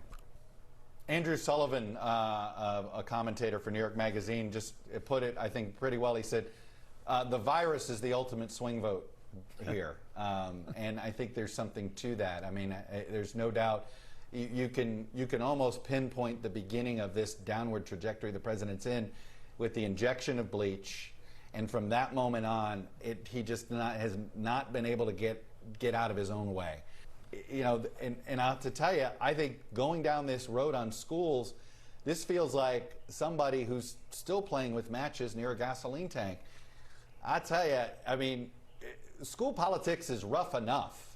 Go to a school board meeting and any school board meeting in the country, and you will see how rough and tumble that politics. Now we're going to throw the prism of presidential politics in it, where the debate about reopening and how to reopening comes that. I'll tell you this, I'm hoping that Congress becomes the cooling saucer here, and that when they get back to Washington, because you know how you can answer this school debate? Money. Yeah. Ultimately, everybody wants to figure out how to reopen the schools in some form, because I think everybody realizes, particularly for younger kids, you cannot let them slip behind like this. Well, where are they going to get that extra money at a time when every state budget is contracting right now? Well, I know one place you can get the money. It's the feds. Are they going to give it? One of the things that has been very interesting here over the last 24 hours has been Keisha Lance Bottoms, the mayor of Atlanta, and Brian Kemp, the governor of Georgia, at odds over the issue of the mask. The history, the tradition in Atlanta and Georgia, despite economic differences, regional differences, if you will, racial differences, there has been a certain sinking of the mayor and the governor here in this state and this city, going back to Maynard Jackson's first term so many years ago. We've never seen that before here, and I think that is greatly troubling for everybody who lives in the state, in the city, no matter what your politics are. Well, look, I'm not an Atlantan, but my observation on one of the reasons, you know, the powerful Atlanta business community has always been the great healer, you know, right. And it is and I wonder if they're the missing piece here. And you know, in these polarizing times, I've watched a lot of business leaders retreat into cocoon, right? They've got their own, in some cases, some of these companies are dealing with their own social justice issues that they've got to deal with. Perhaps they don't have, whether it's on staffing and leadership positions, things like that. That, to me, again, I'm coming at this as an outsider, but that seems to be the missing piece on this debate. How about two Georgia Senate seats? Obviously, U.S. Senate seats up for grabs in November, and Senator Kelly Loeffler weighed in on the Black Lives Matter issue in the WNBA, and she got hit by opponents on both sides. How would you sum up her view of all of this and what it means as November approaches for her? Well, look, she's in this weird spot, she and Doug Collins, in that they are running simultaneously a primary campaign and a general election campaign. We know ultimately it's going to be a runoff that is going to decide who the actual U.S. Senator is here. And obviously, she's got to worry about Congressman Doug Collins. So it certainly looked, from my perspective, it looked like, okay, she's a WNBA owner. She's worried about culture war politics with Doug Collins, and she doesn't want to be accused that she didn't have the guts to stand up and say something. But boy, it did feel as if she's in a political vice right now, it feels like, where she has not figured out how to navigate the Trump wing of the Republican Party. And the times that she's tried to appeal to that wing, I think, have been a bit ham-handed. And I think it's just bought herself nothing but trouble right now. But I can tell you this, every Republican I talk to in Washington is petrified that they think both Loeffler and Collins are racing to the right and making themselves both potentially unelectable in a runoff. Meet the Press airs Sunday at 10 a.m. on 11 Alive. Chuck Todd, thanks. Appreciate it. Because 11 Alive is where Atlanta speaks. Televised newscasts not enough for you? Get even more at 11Alive's YouTube channel, where you'll find uncut interviews, extended body cam footage, live streams of Atlanta's biggest trials, and more. Subscribe to 11 Alive today.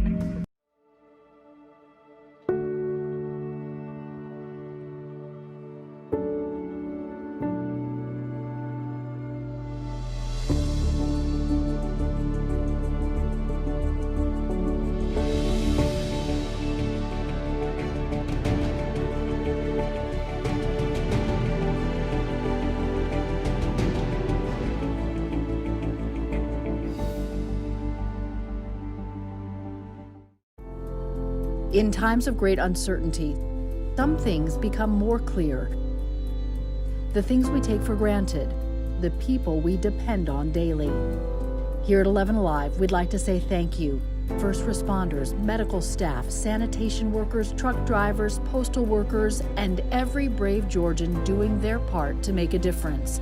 We see you, we hear you, and we appreciate all that you do. Let's start with a viral message going around. Quote, vast majority of people who died had ibuprofen Advil in their system. This message is fake. We just bought 20 dust masks for $97. Are you doing this to help people or are you doing this to make money or both? Both. Take this email sent to the Verify team. Is it safe to have your house cleaned by outside workers? The best practice is to limit guests to emergencies only.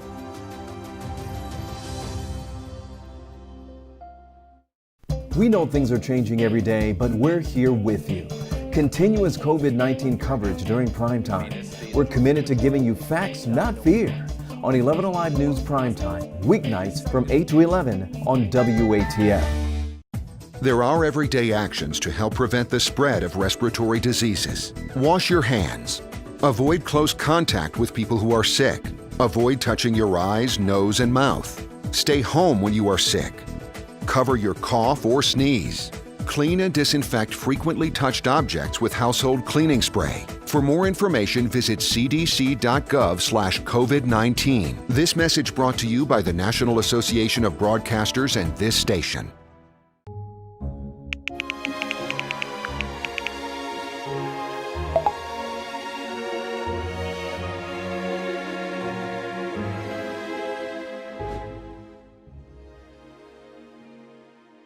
Today at noon on 11 Alive. We are seeing that lack of smell or altered taste can be a symptom. We answer your coronavirus-related medical questions.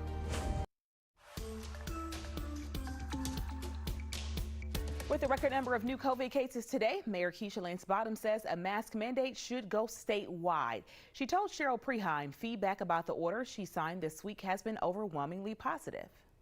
It's extremely important, and it's the most unselfish thing that you can do. And it has been very well received because our hospitals are being overrun right now. We're reaching capacity, ICU capacity in many of our hospitals. Grady Hospital has seen more COVID patients than they even saw in April. So this is a very challenging time for our healthcare professionals, and that it's been very well received by them especially. Governor Kemp said that the mandate was unenforceable. What's your thought on that, and what are the plans to enforce it? I disagree with that. We can enforce it in the same way we can enforce any other city ordinance. And it also gives us an opportunity, especially in our airport and other city-owned facilities, to require that people wear a mask. And cities across our state have enacted this ordinance. And it appears that the governor is one of the few elected officials in the state who for whatever reason, doesn't seem to think that masks should be mandatory. So we're going to continue to do what we need to do on behalf of the people of Atlanta to keep them protected, because the reality is that our state opened up too soon and we are paying the price for it. There is much more of our interview with Mayor Bottoms up on the 11Alive YouTube channel right now. You know, doctors are discovering that some COVID-19 patients are not really recovering. This is despite beating the virus itself. They're now suffering long-term serious side effects. So how many are there? And will they ever get back to full health? 11Alive John Sherrick spoke to a doctor, and he's trying to get answers for us tonight. We've been hearing their stories too. It's a long road ahead. Patients who recovered from COVID-19, but weeks and months later are still having to live with serious damage the virus did to their bodies, including damage to the lungs, or kidneys or other organs, or to the nervous system or brain. Patients losing their memories, their balance. I'm still not myself. I get tired very, very fast to go up the stairs, to come down the stairs. It's hard. They complain of mental fogginess, not being able to think clearly at all. Dr. Avindra Nath of the National Institutes of Health says no one knows yet why the virus causes long-term or possibly permanent damage to some patients, or to how many. Apparently there are thousands of them. Dr. Nath says it's not even clear yet how many of the former COVID patients suffering long-term damage might have had pre-existing conditions. So they were very highly functioning individuals, and all of a sudden now they can't perform in their job. Dr. Nath is starting to research the immune systems of the COVID patients who do not fully recover. And my hope is that more people will continue to get better, but it may not be for everybody, unfortunately. COVID, it's not something to play with. It's like a monster living in your body. So there's still much doctors don't know yet about COVID-19. Researchers can only hope that the long-term effects of the virus on some patients will not be permanent. So we're going to have this kind of dialogue? All right, let's do it.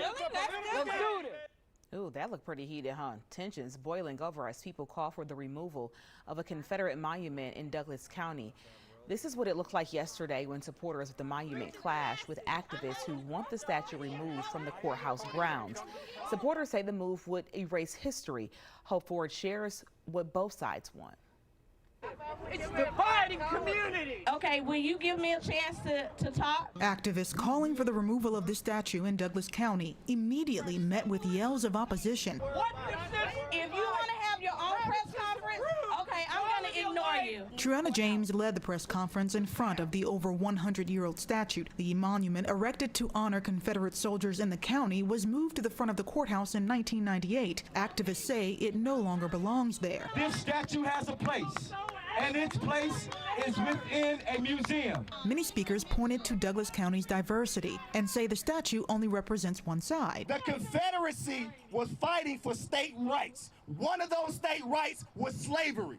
So it does not represent all people. But their message was hard to hear at times. Cesar Gonzalez was by far the loudest in his opposition. He says the monument should remain and others should be built in the county. To have several monuments to represent the diversity of the community, not just one faction saying what everybody else has to do. During this interview, activists called Gonzalez out for interrupting. We couldn't get our message off clearly because he was talking while we were talking. Eventually, everyone went their separate ways, agreeing to disagree. Supporters of the statue say whether it remains or not should be up for a vote. Activists say they will hold a forum for both sides to hopefully talk calmly about the issue. We are watching all the rain move out right now. We are not dealing with any showers around. We have one lone cell here coming out of Clay County in North Carolina that has some thunder and lightning with it. That is moving over parts of Towns County and right on the Rabun County line. That's pushing down to the south. That's the only real shower that we have out there right now. And we had a lone shower that was up in Pickens County that moved through Cherokee County and it fell apart in Forsyth County a little bit earlier. That's all we've been dealing with this evening. Now, earlier this afternoon, we did have some stronger storms that rolled through, caused some damage in Cherokee County and North Fulton, and then we had additional showers and storms that prompted severe thunderstorm warnings in Newton and Jasper County. But all of that has moved out, and now we're going to be dry as we go through the rest of the nighttime hours. Take a look at what we're watching as you check out the bigger picture, and you can see here what's going to be happening as we go through the rest of the nighttime hours. Still watching that area of low pressure that is a tropical storm, Faye.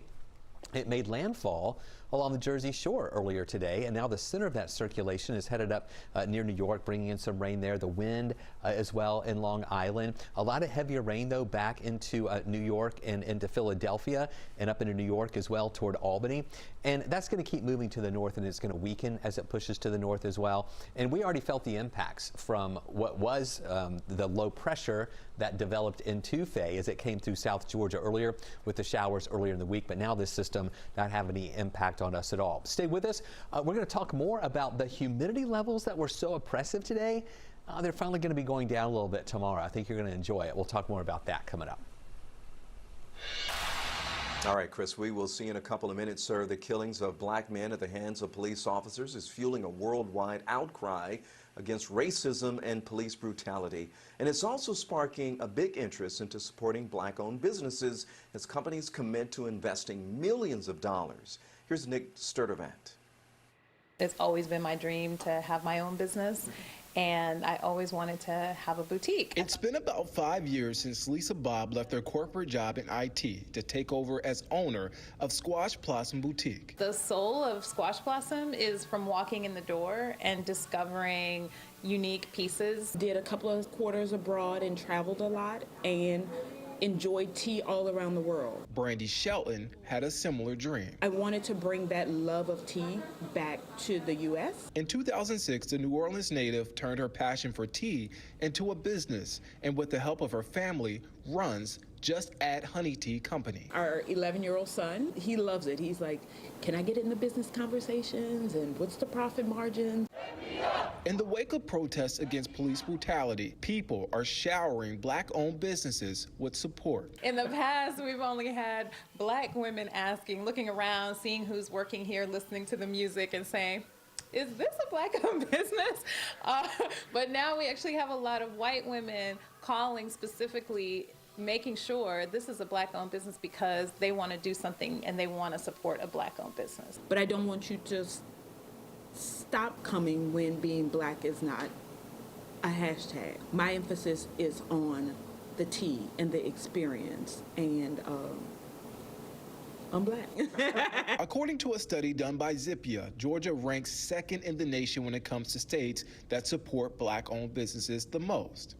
It also says that there are nearly 9,000 black-owned businesses statewide, employing more than 83,000 people. Last month, PayPal announced a $530 million commitment to support black and minority-owned businesses and communities in the U.S. Pepsi also plans to invest $50 million over 5 years to strengthen local black-owned businesses. Consider us and make sure that you make an effort to share your dollars. Another innocent child caught up in gun violence. Next, we're going to hear from the mom of 9-year-old Giovanni Carson about how he's doing now.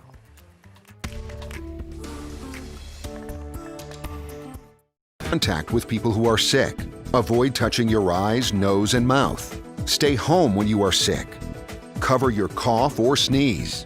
Clean and disinfect frequently touched objects with household cleaning spray. For more information, visit cdc.gov/COVID-19. This message brought to you by the National Association of Broadcasters and this station.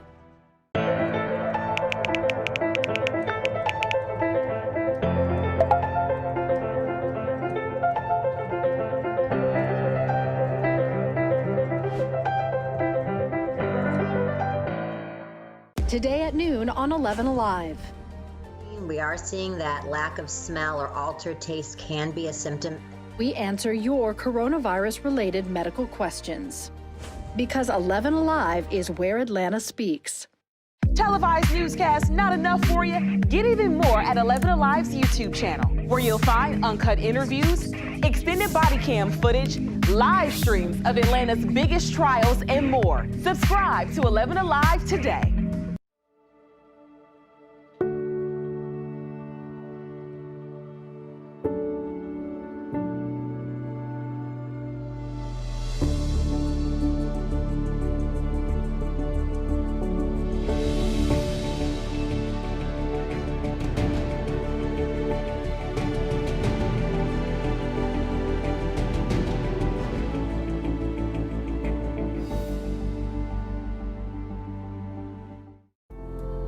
In times of great uncertainty, some things become more clear.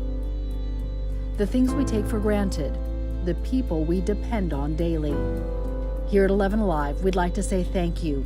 First responders, medical staff, sanitation workers, truck drivers, postal workers, and every brave Georgian doing their part to make a difference. We see you, we hear you, and we appreciate all that you do. Let's start with a viral message going around. Quote, vast majority of people who died had ibuprofen Advil in their system. This message is fake. We just bought 20 dust masks for $97. Are you doing this to help people or are you doing this to make money or both? Both. Take this email sent to the Verify team. Is it safe to have your house cleaned by outside workers? The best practice is to limit guests to emergencies only.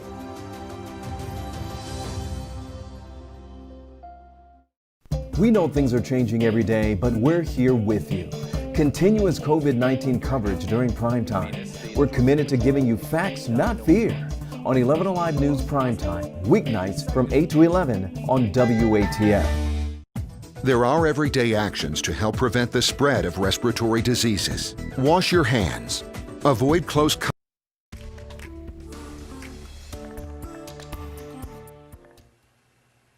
A 9-year-old boy was shot Wednesday night in East Atlanta Village, less than a week after an 8-year-old was killed over the 4th of July weekend. Thankfully, that 9-year-old boy survived. Now his mom is calling for the violence to stop. Naima Abdullahi spoke with her. His name is Giovanni Carson, just 9 years old, an honor roll student. Now recovering from those gunshot wounds, his family tells me that the violence must stop. Another mother in Atlanta, heartbroken that her child was struck by a bullet. Kiana Carson says she's fortunate that her son, Giovanni, survived. I'm very blessed that my son is here. We just praying that his motor skills come back to where he has no complications or anything. She says he's been in and out of surgery at Children's Healthcare of Atlanta. Police say around 9 p.m. near the intersection of Flat Shoals and Glenwood Avenue, shots were fired into a group of people. There were 3 victims, including the 9-year-old. The mother says her son was hit 4 times. She says it's a miracle that he's alive and recovering. My reaction was my baby, like, I'm rushing to him. And I was like 30 minutes away. This shooting comes just less than a week after the deadly shooting that took the life of 8-year-old Sequoia Turner, an innocent child shot dead. That heartache is one that Kiana can relate to. My condolences go out to the family because I fear her pain because I was in the same fear. Just so happened my baby was blessed to still be here and to recover from the gunshots that shouldn't have been fired. And Giovanni's family tells me that they set up a GoFundMe account to help them during this time as their son recovers. For a link to that, visit 11alive.com. We are just over 100 days from the November election. One of the more notable races in our state is junior U.S. Senator, the seat currently held by Kelly Loeffler. One of the candidates at the forefront of this race is Republican Congressman Doug Collins. We caught up with him earlier today as he was taking a tour through the Royal Food Service in Atlanta, and he criticized the senator for her comments on Black Lives Matter. She recently urged the WNBA commissioner to keep politics out of sports. She said, we shouldn't bring politics into sports. Well, I just have to ask the senator, where were you at when you were doing a ticket sharing program with Planned Parenthood? It's politically convenient for her to talk about it now because she's trying to prove to Georgians who are not buying it that she's a conservative. The congressman has also been an outspoken supporter of Atlanta police. 2 APD officers were charged in the shooting death of Rayshard Brooks, and 6 more were charged in a tasing incident involving 2 college students. Following a weekend of violence in Atlanta, he says bringing in the National Guard to help support the department was the right call. The issue with the governor and the National Guard and the police department is making sure that they have the resources they need, because other districts, other sheriffs, and I've talked to many of them, and other police departments do not want to send their officers down here to help, because when they're inside the Fulton County, they're under the jurisdiction of the Fulton County DA, and they don't feel that they'll have their back. Once again, he called for Fulton County District Attorney Paul Howard, who is running for re-election, to step away from the investigation into the shooting of Rayshard Brooks. You can hear more about that in the full interview. It is up right now on the 11Alive YouTube page. Oh, we had plenty of humidity around out there today. It was oppressively hot with the heat index values getting up to 102. That's how it felt outside when we had an actual high temperature of 92 degrees. This map shows all the moisture, and you can see that the yellows and the orange indicate very moist air out there. But then look at this. The blue colors indicate where it's getting dry, and that drier air is starting to fill into our area tonight.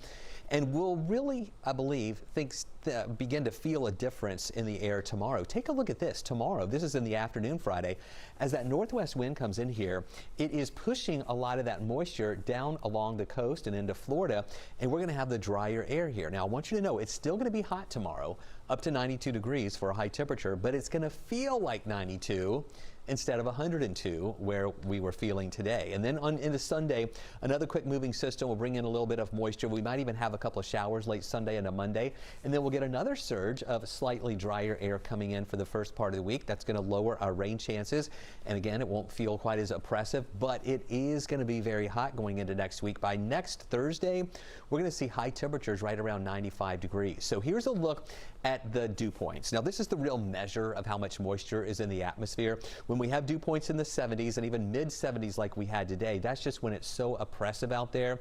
But then look what happens tomorrow. Those dew points fall into the lower 60s, and so that's going to give us a nicer feel to the air. We're going to see mostly sunny to partly cloudy skies. We're not going to see any rain bubbling up from that heat and humidity because a lot of the humidity is going to be lower.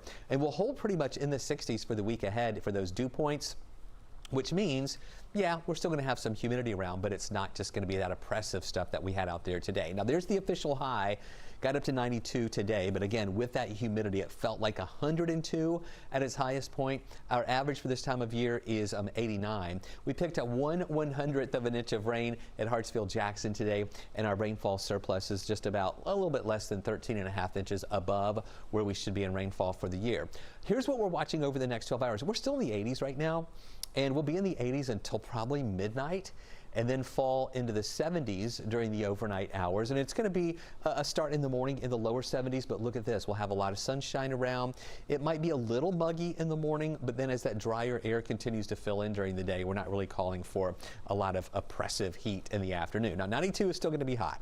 We're going to go with a 9 on the wazometer. We'll see a good bit of sunshine mixing in with just a few clouds at times, but we're really not calling for any rain chances. There's that northwesterly wind or that flow coming in from the northwest, and that's pushing the moisture away. Not only the rain that has already moved out, but it's also kind of helping to push away some of that humidity, and it's filtering in the drier air. So look at this. Through the day tomorrow at lunchtime, looking good. Sunshine in the afternoon. Mostly sunny to partly cloudy skies. We're not seeing any showers bubbling up out there in the afternoon heating. And then on Sunday, a quick moving system is going to move through. We'll have just a few more clouds mixing in with the sunshine on Sunday. Humidity levels coming back a little bit. And then as that system comes in late on Sunday and into Monday, we'll see a few scattered showers, going with about a 30% chance for those showers late Sunday into Monday. But those that develop could turn strong, where the Storm Prediction Center has us in a marginal risk. We're level 1 of 5 risk for a couple of stronger storms late Sunday into Monday. And you see that 30% chance again, evening Sunday into early morning on Monday. And then once that system moves through, we go back to a 20% chance for showers for Tuesday, Wednesday, and Thursday. But look at these temperatures: 92 Tuesday, 93 Wednesday, 95 on Thursday, and then by Friday we're back to a 30% chance for a shower with highs right around 94. People are different, whether it's the way they look, their background, experiences. But what if people focused on what makes them the same, what brings them together? What would that look like? It was the inspiration for a local photographer's Be Kind project.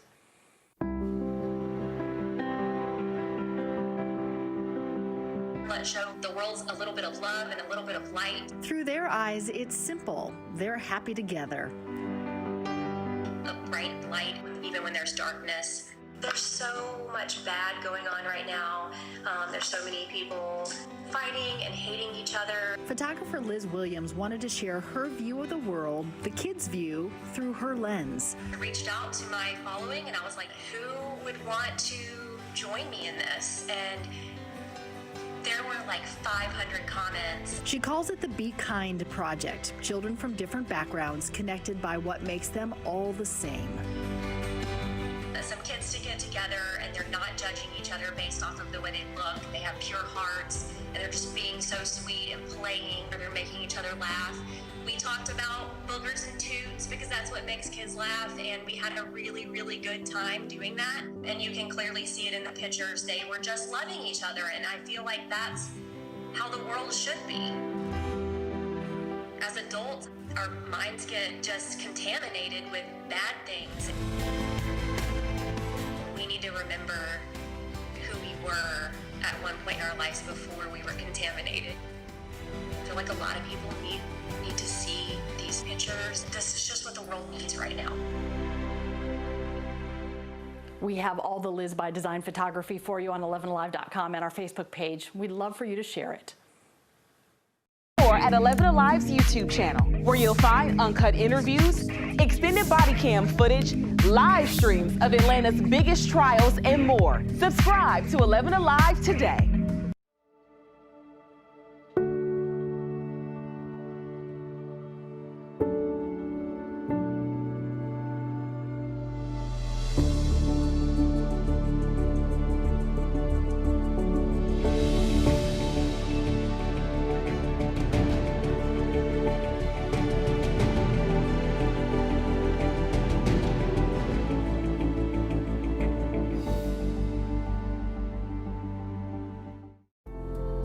In times of great uncertainty, some things become more clear.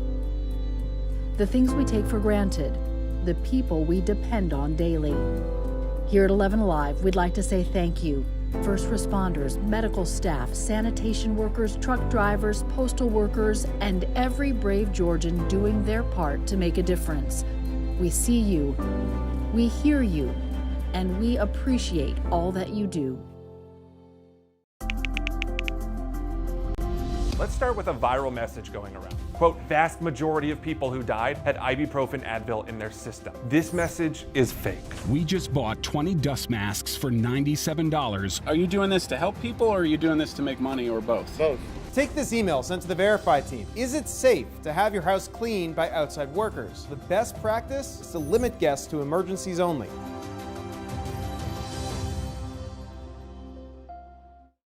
We know things are changing every day, but we're here with you. Continuous COVID-19 coverage during primetime. We're committed to giving you facts, not fear. On 11Alive News Primetime, weeknights from 8 to 11 on WATF. There are everyday actions to help prevent the spread of respiratory diseases. Wash your hands. Avoid close contact with people who are sick. Avoid touching your eyes, nose, and mouth. Stay home when you are sick. Cover your cough or sneeze. Clean and disinfect frequently touched objects with household cleaning spray. For more information, visit cdc.gov/COVID-19. This message brought to you by the National Association of Broadcasters and this station.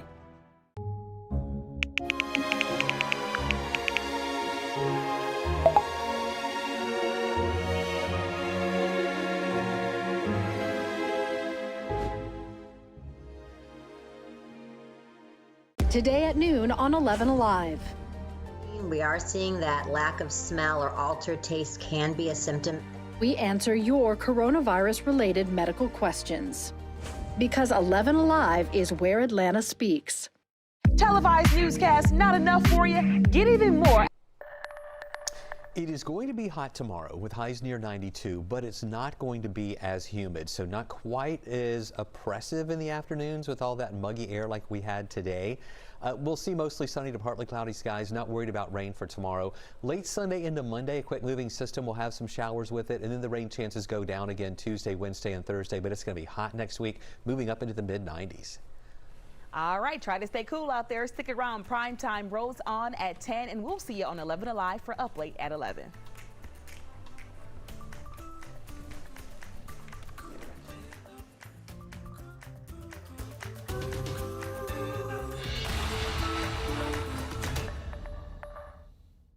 Help people, or are you doing this to make money, or both? Both. Take this email sent to the Verify team. Is it safe to have your house cleaned by outside workers? The best practice is to limit guests to emergencies only.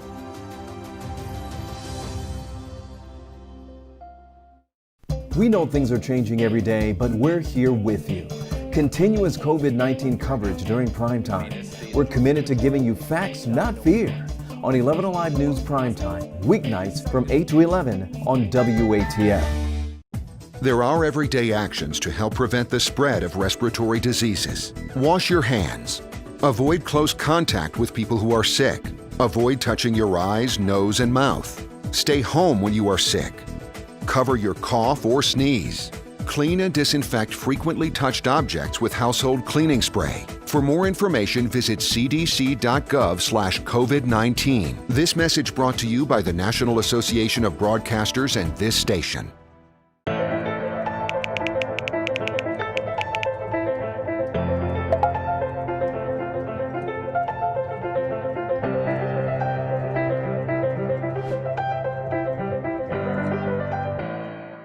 Today at noon on 11 Alive.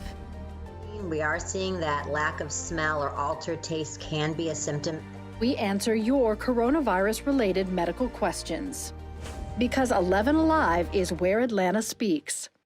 Televised newscasts not enough for you? Get even more at 11 Alive's YouTube channel, where you'll find uncut interviews, extended body cam footage, live streams of Atlanta's biggest trials, and more. Subscribe to 11 Alive today.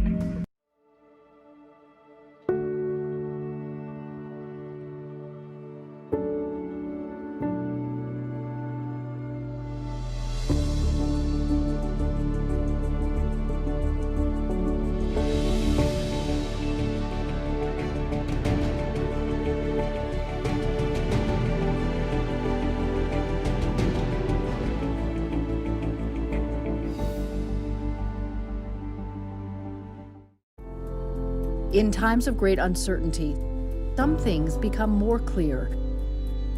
The things we take for granted, the people we depend on daily. Here at 11 Alive, we'd like to say thank you. First responders, medical staff, sanitation workers, truck drivers, postal workers, and every brave Georgian doing their part to make a difference. We see you, we hear you, and we appreciate all that you do. Let's start with a viral message going around. Quote, vast majority of people who died had ibuprofen Advil in their system. This message is fake. We just bought 20 dust masks for $97. Are you doing this to help people, or are you doing this to make money, or both? Both. Take this email sent to the Verify team. Is it safe to have your house cleaned by outside workers? The best practice is to limit guests to 11 Alive News Primetime on the ATL starts now. On this Friday night, Atlanta Mayor Keisha Lance Bottoms recommending another shutdown in the city as coronavirus cases spike. Tonight, why Governor Kemp is pushing back. And we're going to show you how a group of parents and educators are working to make sure students have masks this school year. Plus, the opioid problem, an issue. It doesn't go away, while some are calling it the pandemic that nobody wants to talk about.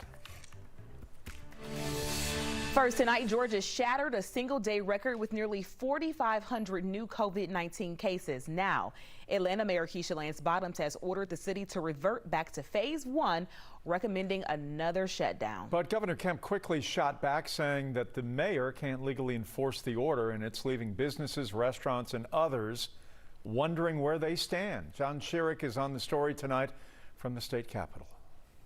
Another tug of war between Georgia's governor and Atlanta's mayor over what to do about the record-breaking surge in COVID-19 cases. Mayor Keisha Lance Bottoms late Friday ordered Atlanta to revert to phase 1. She wants to shut down the city again, including no more indoor dining at restaurants. But her order is a set of guidelines, not requirements. Governor Brian Kemp blasted the mayor, saying the mayor should instead enforce his detailed executive order on reopening the state safely. Public health experts like Dr. Harry Hyman of Georgia State University say the spike in cases proves the state needs to pause its reopening plan, dial it back. Based on what we know about the way this virus works, where it spreads and where it spreads the most, we know it's in indoor places. Does that mean everything needs to shut down? No, but it absolutely means that we need to close down bars and nightclubs. We need to temporarily shut down inside dining, and we need to absolutely make masks mandatory. And the debate goes on. Governor Kemp's office did not respond to my request for comment about whether he might reconsider parts of his reopening plan in light of the increasing cases. New tonight, the city of South Fulton has issued a mask mandate. It takes effect tomorrow and will expire in 30 days unless City Council extends it. South Fulton is now one of several Georgia municipalities that have adopted a mask mandate. Atlanta, Athens, Clark County, and Savannah have also issued similar orders. Breaking records, not always a good thing. Today we set a new record for COVID-19 cases in Georgia. Here's what we know. More than 4,400 cases reported by the State Department of Health. Here's a look at Georgia's cases over time, going back in the beginning in March. And today's spike is not just a one-time surge. This week's daily average of new cases 4 times higher than what we were seeing just 1 month ago. One of the metro counties seeing the biggest spike is DeKalb. And here's how the daily new cases fluctuated over the past 2 weeks. You can see the numbers behind me. And this big surge goes from yesterday to today. DeKalb went from 110 new cases yesterday to 501 today. It's been a whirlwind in the last few months since the pandemic started. One of the main concerns is our lives. Natisha Lange joins us live near Inman Park to break down how far we've come. Well, Aisha, you guys have been saying it throughout the newscast so far, that huge spike today of new cases, nearly 4,500 of them. And that leads to what Mayor Keisha Lance Bottoms' latest move was, trying to roll things back a bit and make things only essential. But we are in the Inman Park area tonight, and it is busy. There are a lot of people who are still out enjoying their warm summer evening at restaurants, at bars, who are more concerned about the mask mandate as opposed to being in a restaurant. But just to give you some perspective, here's a look back at how we got to this point. Overnight, the number of COVID cases took a record-setting leap from 2,837 to nearly 4,500. That's how the week ended, but check out how it started. On Monday, the coronavirus crisis hit home for Atlanta Mayor Keisha Lance Bottoms. She tweeted she tested positive, even though she had no symptoms. I will be in one place in my home office for the next 2 weeks and praying that the rest of my family is healthy. Her husband and one of her children also tested positive. 2 days later, on Wednesday, the mayor delivered on her promise to require masks in the city of Atlanta. People are very happy about it, especially our healthcare professionals. While Governor Brian Kemp encouraged the use of masks, he did not make it a mandate. Mayor Bottoms' mask mandate is similar to other ones issued this week in Athens, Brookhaven, and East Point. As of today in Fulton County, most of which makes up the city of Atlanta, there have been nearly 3,000 new cases reported since July 1st, compared to 470 cases the first 10 days of June.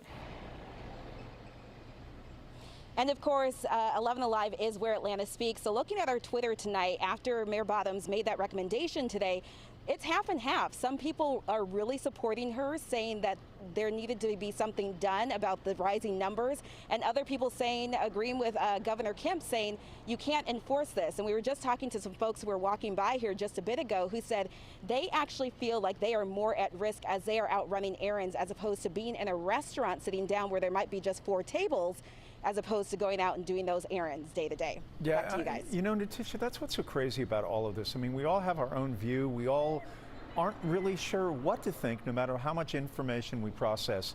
We don't necessarily know what truth is, I guess, you know.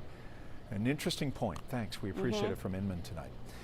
Atlanta Public Schools will begin the school year with virtual learning for at least 9 weeks. New APS Superintendent Dr. Lisa Hearing is now saying that she will take more reopening plans to the board on Monday. The school board is expected to vote on what is presented in that meeting.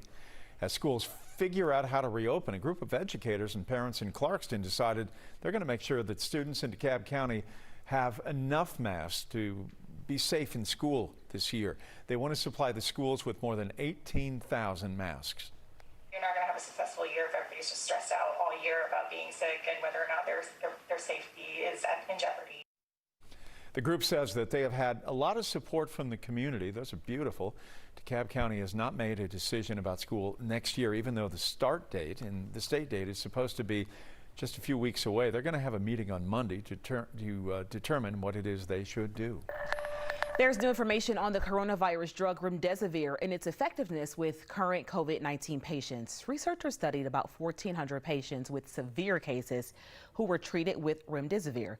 More than 60% of the patients improved significantly. Around 10% died.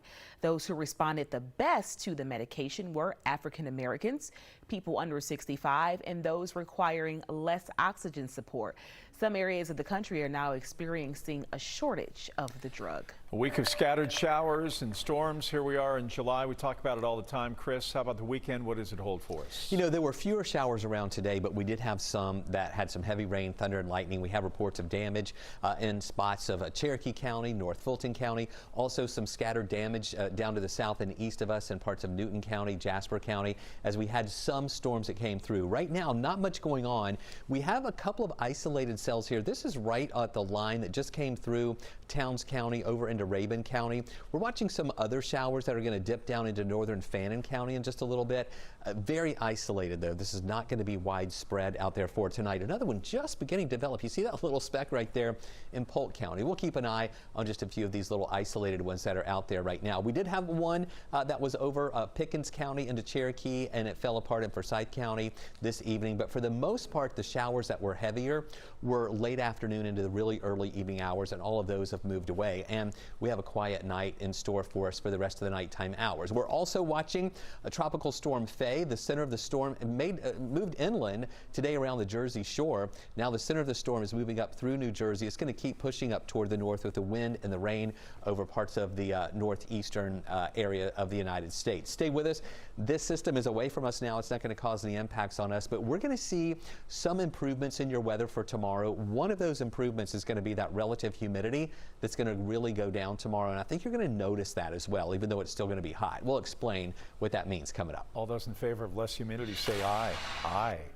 Atlanta's mayor says there is a plan for more police patrols and an important message for the city heading into the weekend. We're coming off the July 4th weekend violence. 31 people were shot. Mayor Keisha Lance Bottoms says that that's unlike anything that's ever happened in the city in recent memory. Cheryl Preheim spoke with the mayor today. So we are making sure that we have our officers out and visible. Also asking people to please avoid large gatherings, one for COVID especially, but secondly, we are seeing a number of these shootings happening where people are gathered in large groups. And what's very different about this crime spree that we're seeing in our city, we are seeing multiple shooters, which is pretty extraordinary. So we're just asking people to be aware of your surroundings. And if a situation or an area feels volatile, to please remove yourself. And we're going to continue to do what we need to do with our officers and making sure that they are patrolling areas throughout the city. But this is a very challenging time, not just in Atlanta, but across the country right now. In 20 minutes, we will have more with the mayor at 10:30, and she responds to the criticism from Governor Kemp that her mask mandate is not enforceable. Atlanta's response to this violence has its critics. Georgia's senior U.S. senator says there is a lack of leadership. In a Fox News radio interview, Senator David Perdue addressed the killing of Sequoia Turner over the weekend. To have an 8-year-old girl shot down on the streets of Atlanta, my question is, where's the outrage? I mean, seriously, this is unacceptable, and I applaud the governor for stepping up and bringing out the guard to bring law and order back. Turner was shot and killed on the 4th of July outside a package store on Pryor Road in southeast Atlanta. Atlanta Crime Stoppers released surveillance video that you see here of a person of interest outside the store carrying a gun. There is a $20,000 reward in this case. 2 people are dead. 2 others are in critical condition after a shooting in Union City that happened this afternoon. We brought you the story as breaking news at 6 p.m. on 11Alive, and we now know the Union City Police responded to multiple scenes. That's along Highway 20 and Roosevelt Highway. The Fairburn Police and the City of South Fulton Police Departments were both assisting in the investigation. No word tonight on what led to that deadly shooting. New tonight, President Trump has granted clemency to Roger Stone. He's the man convicted of lying to Congress during the investigation of Russian election meddling. The announcement comes after a federal appeals court denied Stone's emergency motion to delay his July 14th surrender date. He was set to serve a 40-month sentence in prison. After the break, opioid abuse cases on the rise in Metro Atlanta. We take a look at what some are calling the pandemic no one is talking about. And social justice conversations sparking interest in local African-American owned businesses. And that is coming up in the next half hour.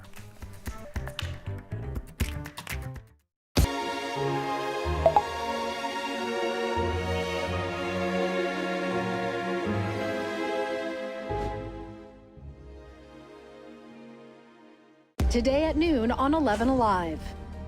We are seeing that lack of smell or altered taste can be a symptom.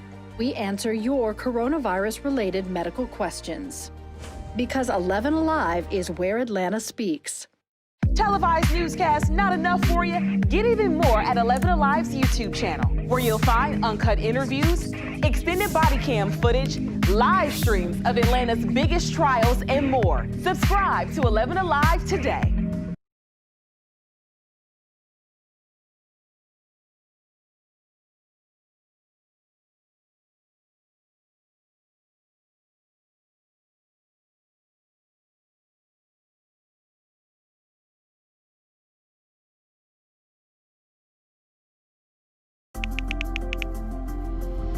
Let's start with a viral message going around. Quote, vast majority of people who died had ibuprofen Advil in their system. This message is fake. We just bought 20 dust masks for $97. Are you doing this to help people or are you doing this to make money or both? Both. Take this email sent to the Verify team. Is it safe to have your house cleaned by outside workers? The best practice is to limit guests to emergencies only.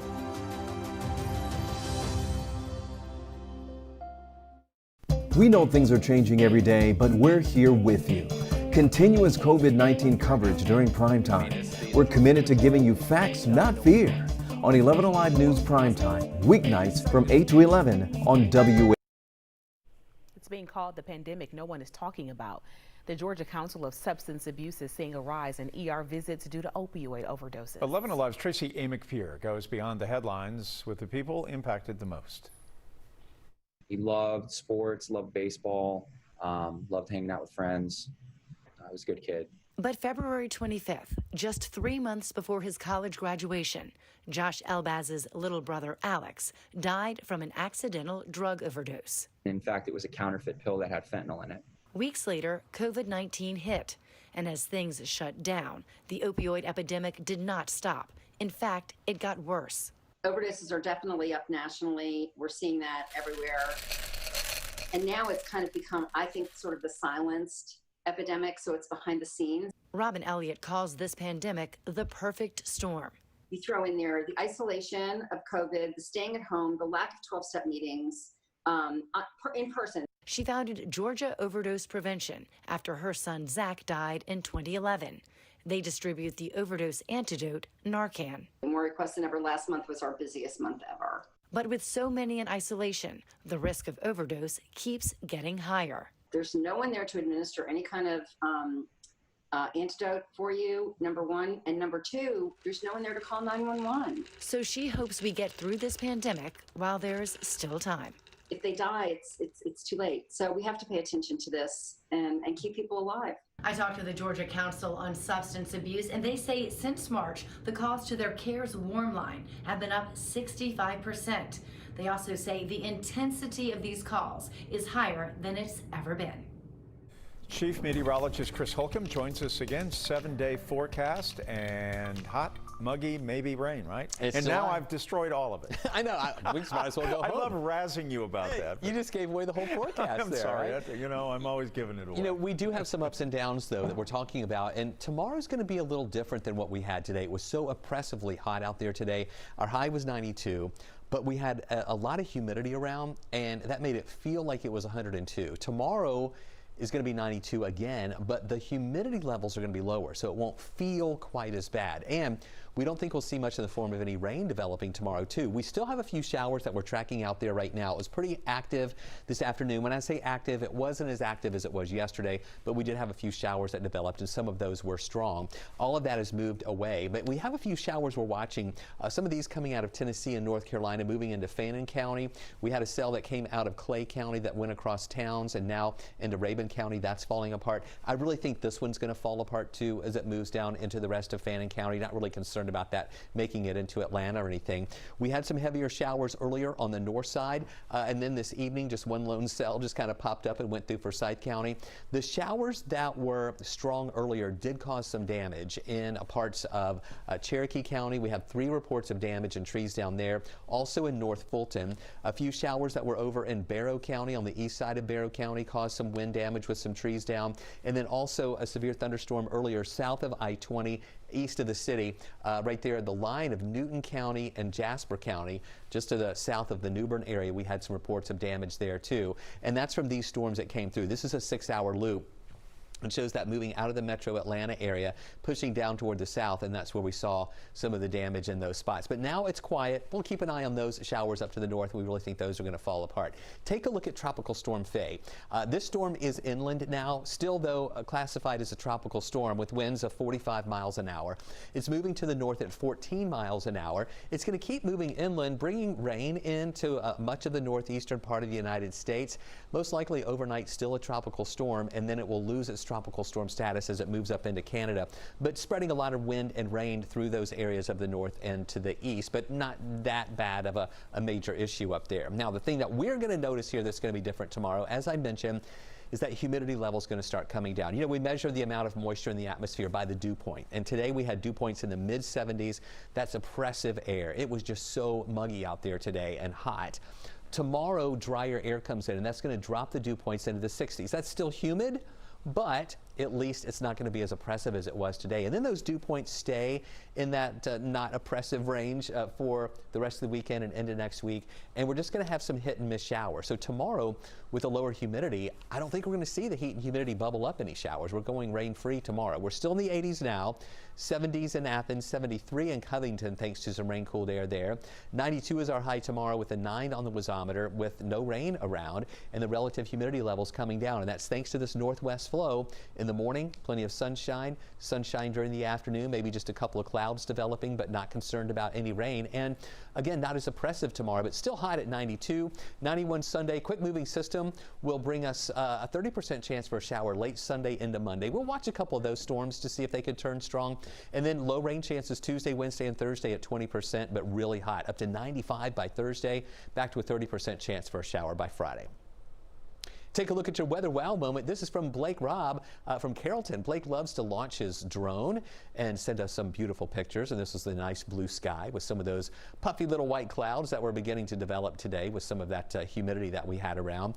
Blake is one of our 11Alive community storm trackers. You can be one too on Facebook. Just search 11Alive storm trackers and ask to become a member of this closed group. You could also look at all the great pictures that we have of the weather in the area, and you could submit your own there too. Coming up, children in Atlanta who have been through traumatic experiences are getting the chance to be kids again, and it starts with a bike ride.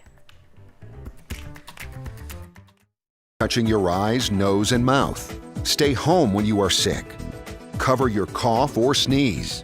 Clean and disinfect frequently touched objects with household cleaning spray. For more information, visit cdc.gov/COVID-19. This message brought to you by the National Association of Broadcasters and this station.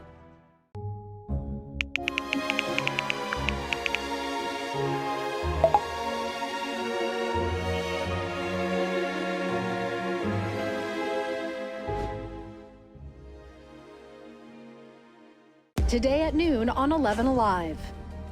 We are seeing that lack of smell or altered taste can be a symptom.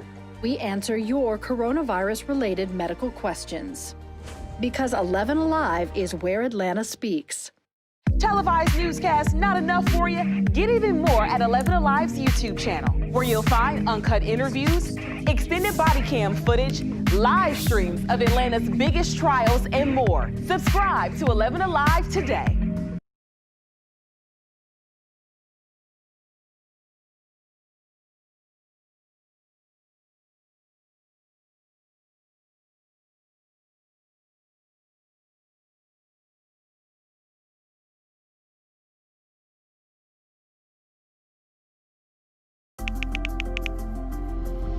Let's start with a viral message going around. Quote, vast majority of people who died had ibuprofen Advil in their system. This message is fake. We just bought 20 dust masks for $97. Are you doing this to help people or are you doing this to make money or both? Both.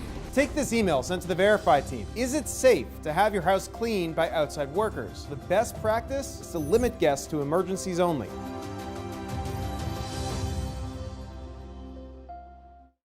We know things are changing every day, but we're here with you. Continuous COVID-19 coverage during primetime. We're committed to giving you facts, not fear. On 11Alive News Primetime, weeknights from 8 to 11 on WATF.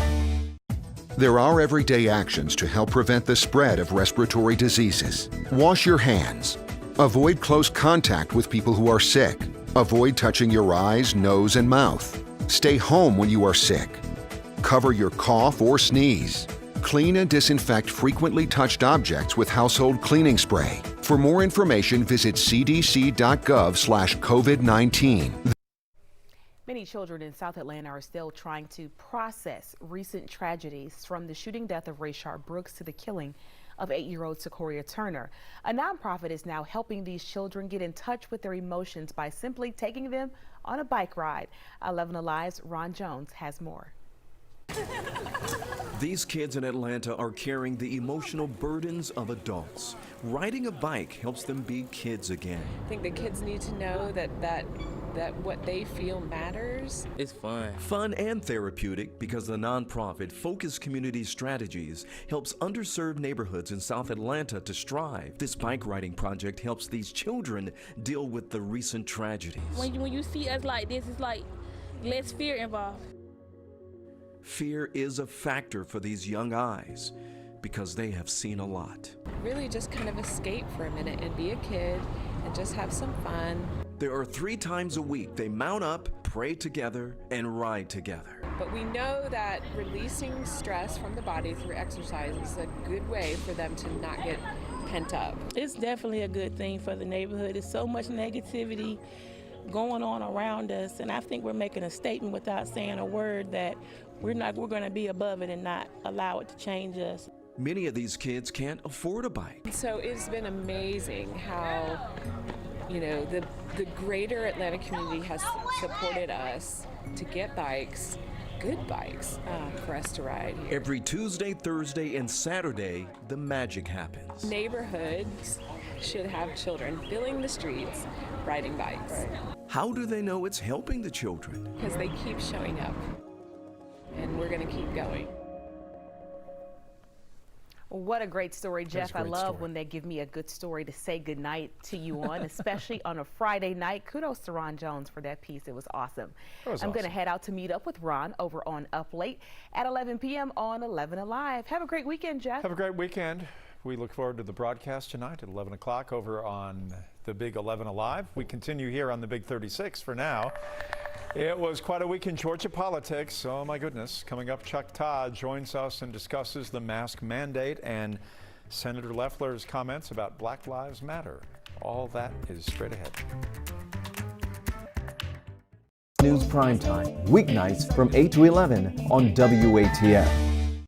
There are everyday actions to help prevent the spread of respiratory diseases. Wash your hands. Avoid close contact with people who are sick. Avoid touching your eyes, nose, and mouth. Stay home when you are sick. Cover your cough or sneeze. Clean and disinfect frequently touched objects with household cleaning spray. For more information, visit cdc.gov/COVID-19. This message brought to you by the National Association of Broadcasters and this station.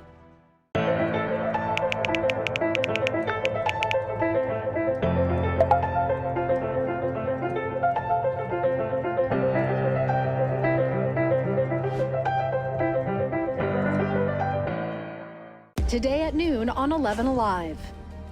We are seeing that lack of smell or altered taste can be a symptom. We answer your coronavirus-related medical questions. Because 11Alive is where Atlanta speaks. Televised newscasts not enough for you? Get even more at 11Alive's YouTube channel, where you'll find uncut interviews, extended body cam footage, live streams of Atlanta's biggest trials, and more. Subscribe to 11Alive today.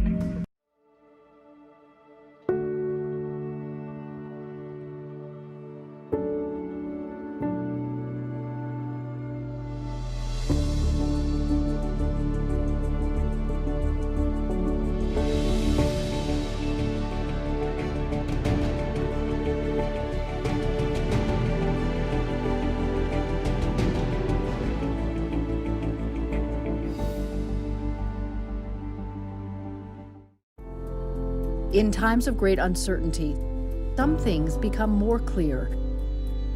The things we take for granted, the people we depend on daily. Here at 11Alive, we'd like to say thank you. First responders, medical staff, sanitation workers, truck drivers, postal workers, and every brave Georgian doing their part to make a difference. We see you, we hear you, and we appreciate all that you do. Let's start with a viral message going around. Quote, vast majority of people who died had ibuprofen Advil in their system. This message is fake. We just bought 20 dust masks for $97. Are you doing this to help people or are you doing this to make money or both? Both. Take this email sent to the Verify team. Is it safe to have your house cleaned by outside workers? The best practice is to limit guests to emergencies only.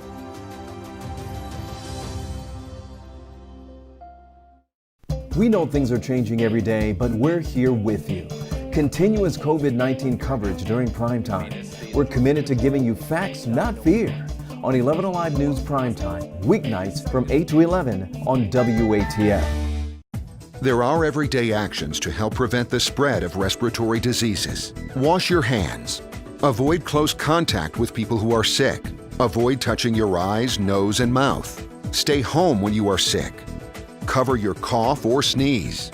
Clean and disinfect frequently touched objects with household cleaning spray. For more information, visit cdc.gov/COVID-19. This message brought to you by the National Association of Broadcasters and this station.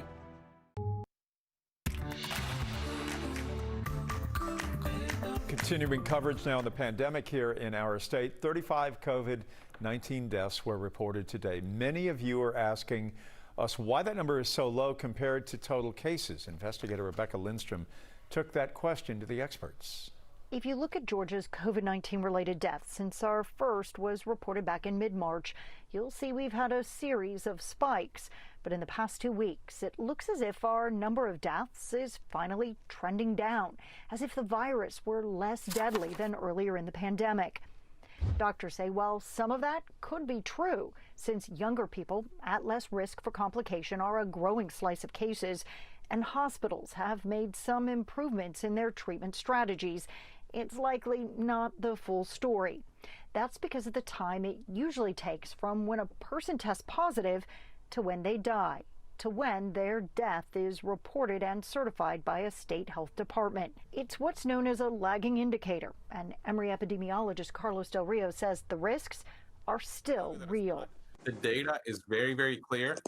COVID is about 20 times deadlier than the flu. So yes, it's like the flu, but 20 times worse.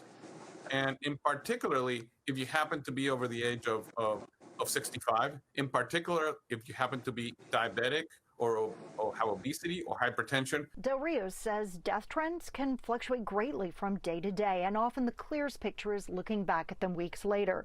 It's also why we, along with health officials, monitor several different metrics to get the best idea of what's going on.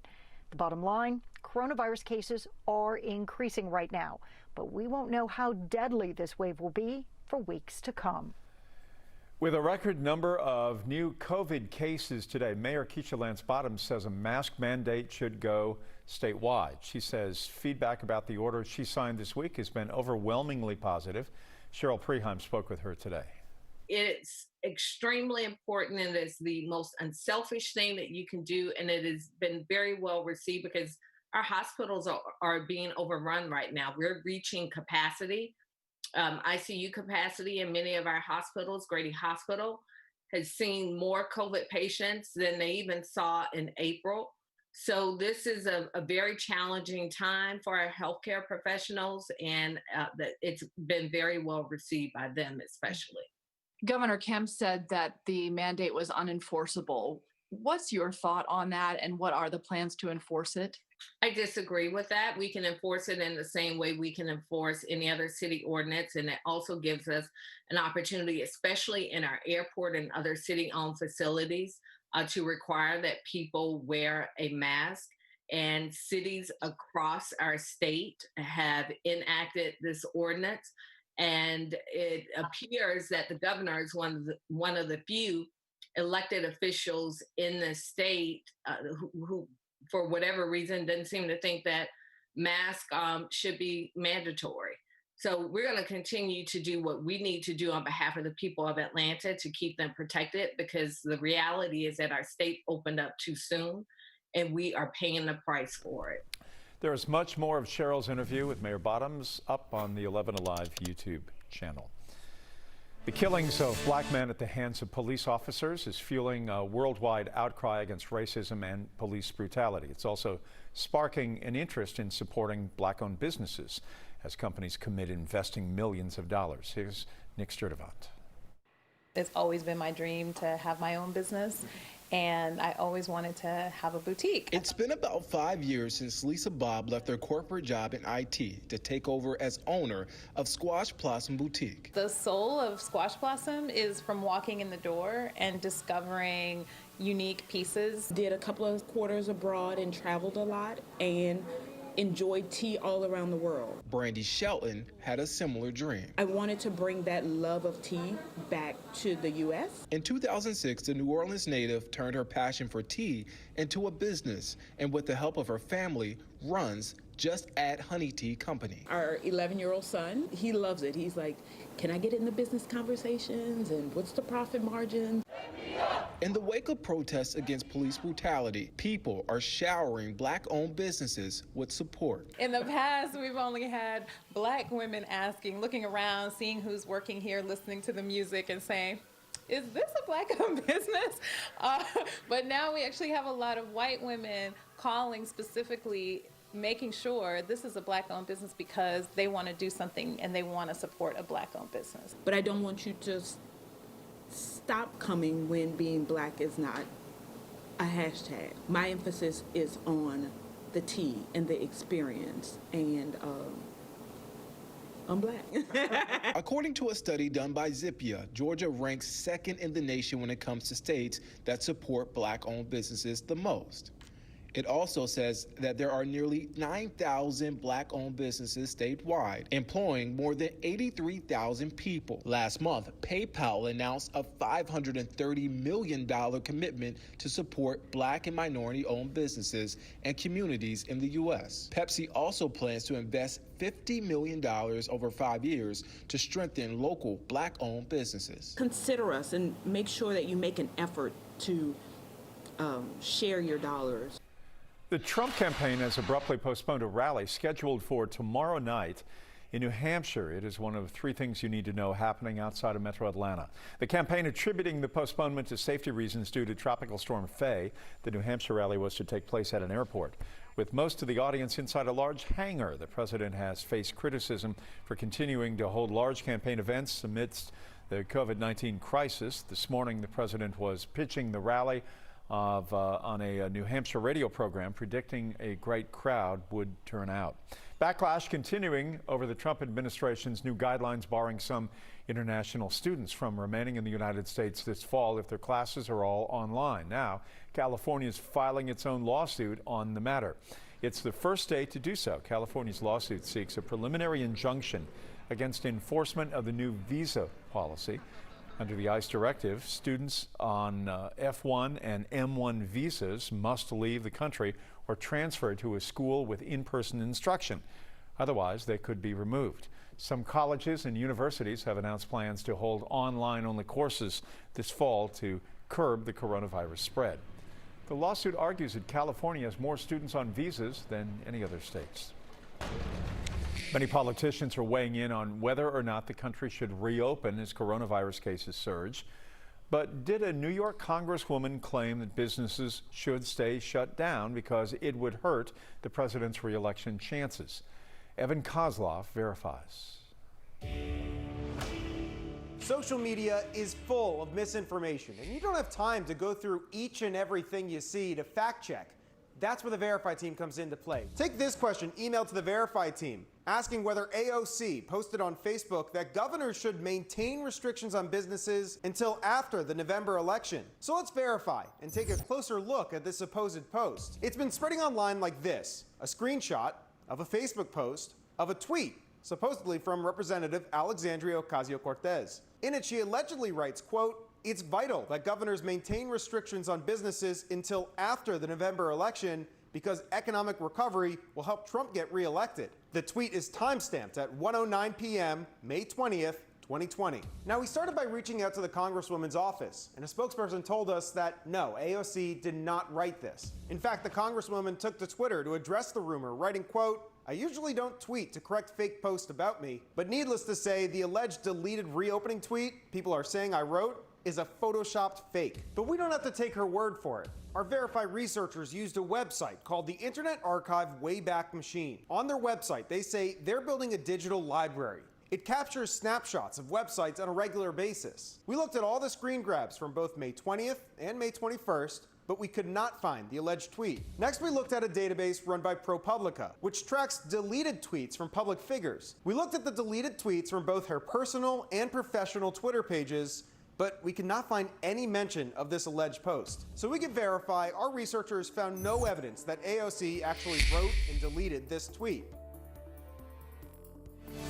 The mask debate is ramping up in Metro Atlanta and nationwide. Face coverings are mandatory in Atlanta and a few other cities, but not statewide. All of this as officials try to figure out how and when to open schools. So much to talk about. Joining me right now is Chuck Todd, the czar and the moderator of Meet the Press. Chuck, we've said all along with the COVID-19 pandemic, it is a public health crisis that became a political issue. One of the things that has been very interesting here over the last 24 hours has been Keisha Lance Bottoms, the mayor of Atlanta, and Brian Kemp, the governor of Georgia, at odds over the issue of the mask. There has been a certain sinking of the mayor and the governor here in this state, in this city, going back to Maynard Jackson's first term so many years ago. We've never seen that before here, and I think that is greatly troubling for everybody who lives in the state, in the city, no matter what your politics are. Well, look, and I'm not an Atlantan, but my observation on one of the reasons, you know, the powerful Atlanta business community has always been the great healer, you know, right. And it is and I wonder if they're the missing piece here. And you know, in these polarizing times, I've watched a lot of business leaders retreat into cocoon, right? They've got their own, in some cases, some of these companies are dealing with their own social justice issues that they've got to deal with. Perhaps they don't have, whether it's on staffing and leadership positions, things like that. But that used to be the great healer. That, to me, again, I'm coming at this as an outsider, but that seems to be the missing piece on this debate. And Senator Kelly Loeffler weighed in on the Black Lives Matter issue in the WNBA, and she got hit by opponents on both sides. How would you sum up her view of all of this and what it means as November approaches for her? She's in a political vice right now, it feels like, where she has not figured out how to navigate the Trump wing of the Republican Party And the times that she's tried to appeal to that wing, I think, have been a bit ham-handed. And I think it's just bought herself nothing but trouble right now. But I could tell you this, every Republican I talk to in Washington is petrified that they think both Loeffler and Collins are racing to the right and making themselves both potentially unelectable in a runoff. Meet the Press airs Sunday at 10 a.m. on 11Alive. Chuck Todd, thanks. Appreciate it. All right, we had a lot of humidity around today. It made it feel like it was in the triple digits. Well, finally, we have some drier air moving in. Stay with us. We're going to let you know how it's going to affect the feels like temperature for you on Saturday. And a big announcement in sports you won't want to miss. That's coming up. Truck drivers, postal workers, and every brave Georgian doing their part to make a difference. We see you, we hear you, and we appreciate all that you do. Let's start with a viral message going around. Quote, vast majority of people who died had ibuprofen Advil in their system. This message is fake. We just bought 20 dust masks for $97. Are you doing this to help people or are you doing this to make money or both? Both. Take this email sent to the Verify team. Is it safe to have your house cleaned by outside workers? The best practice is to limit guests to emergencies only.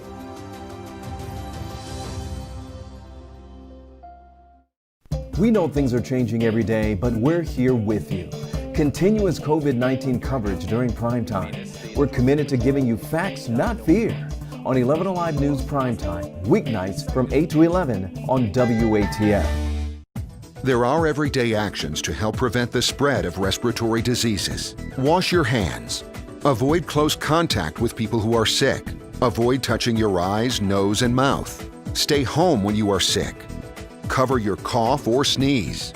Clean and disinfect frequently touched objects with household cleaning spray. For more information, visit cdc.gov/COVID-19. This message brought to you by the National Association of Broadcasters and this station.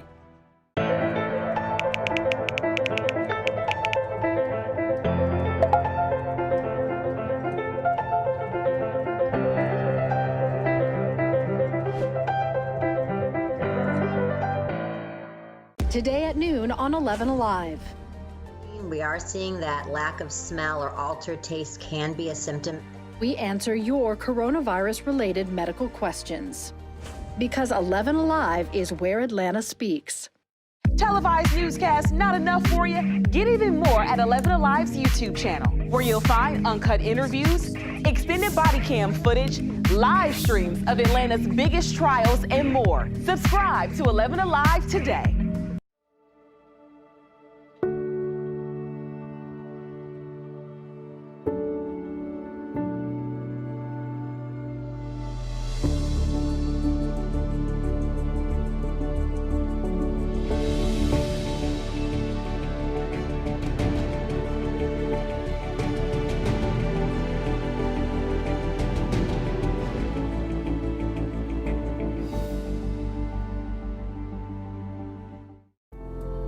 In times of great uncertainty, some things become more clear.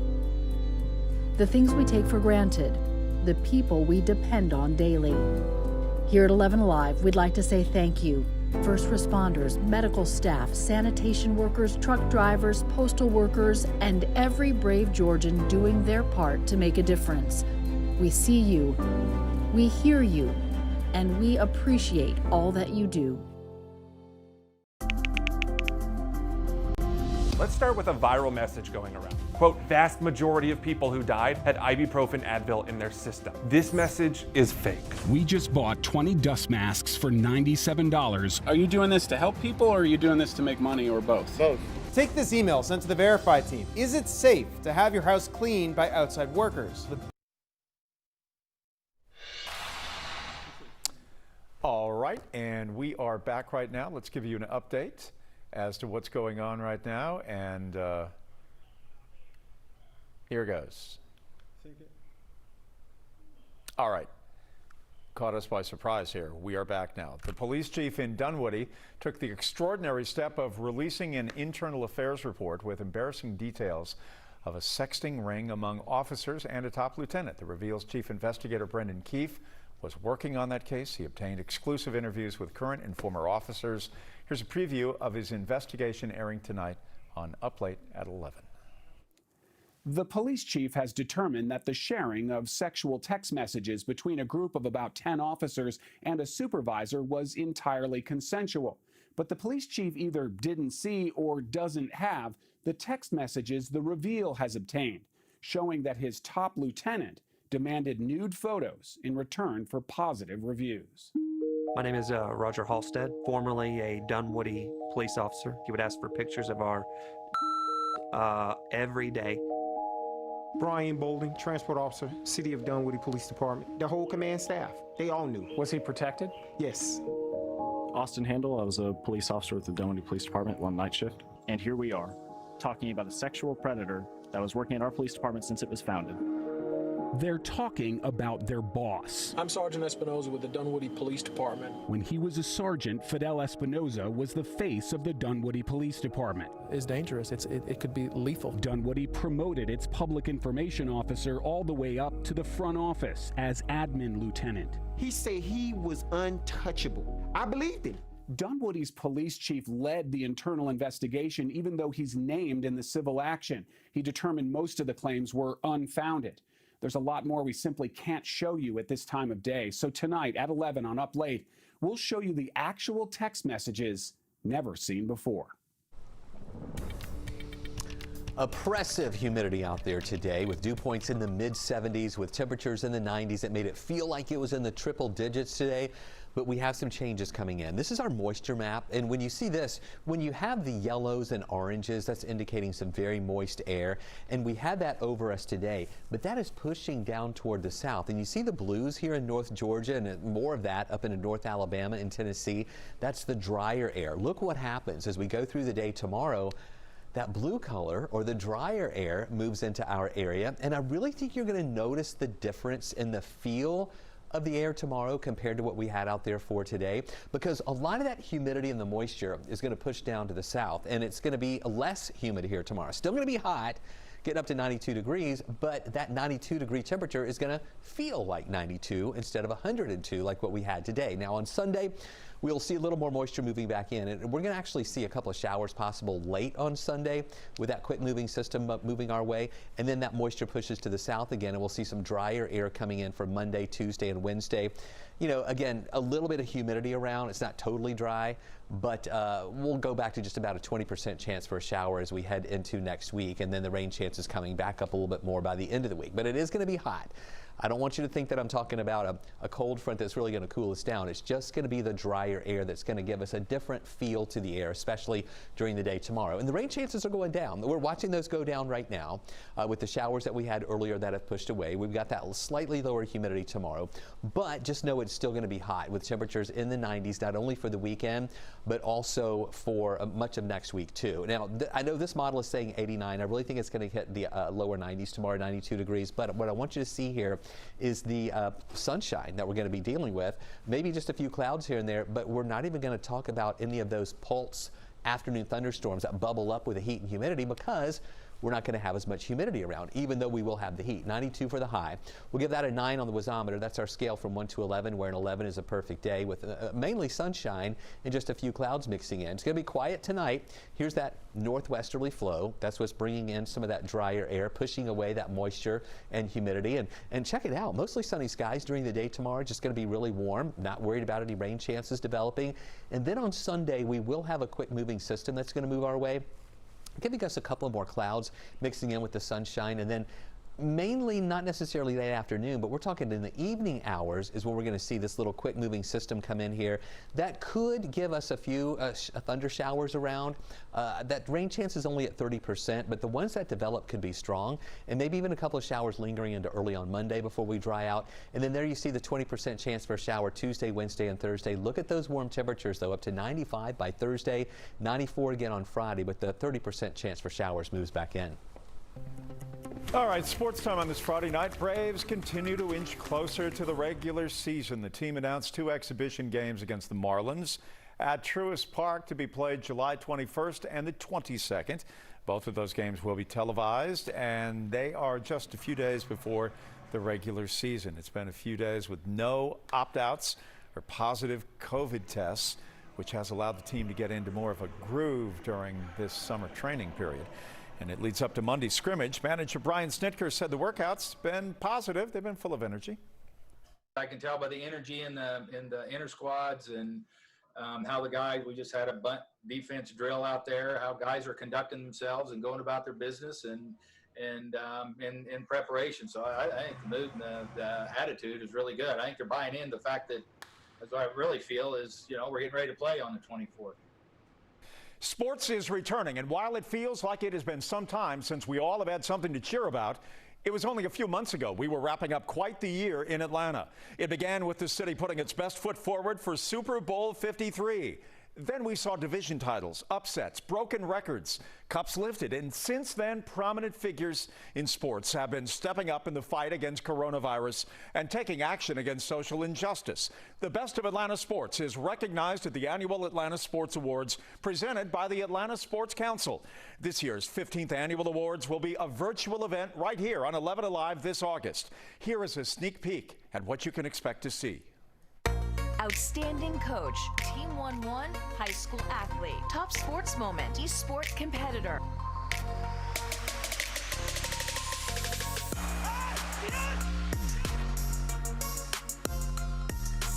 There goes Acuna, and he is a member of the 30-30 club. That does it, and the Braves will raise another banner over Atlanta.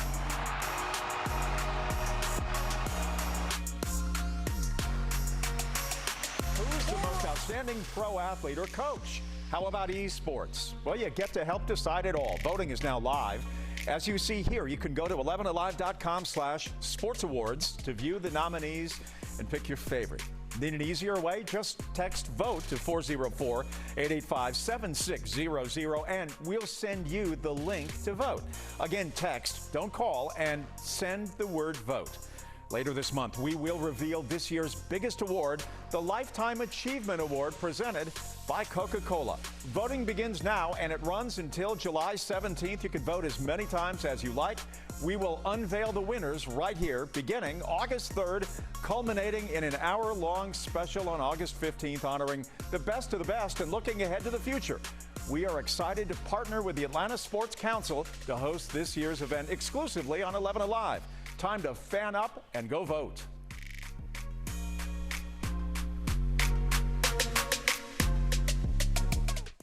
This is to limit guests to emergencies only.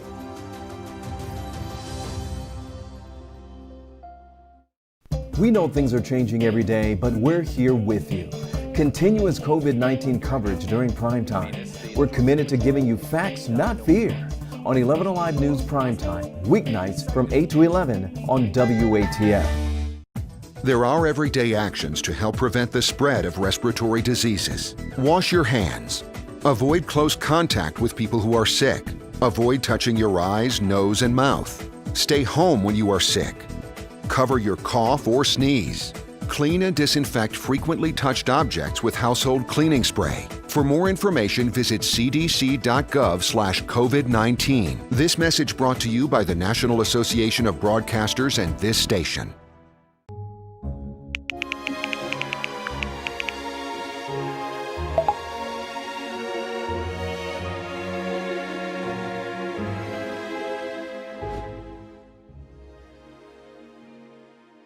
Today at noon on 11Alive. We are seeing that lack of smell or altered taste can be a symptom. We answer your coronavirus-related medical questions. Because 11Alive is where Atlanta speaks. Televised newscasts not enough for you? Get even more at 11Alive's YouTube channel, where you'll find uncut interviews, extended body cam footage, live streams of Atlanta's biggest trials, and more. Subscribe to 11Alive today.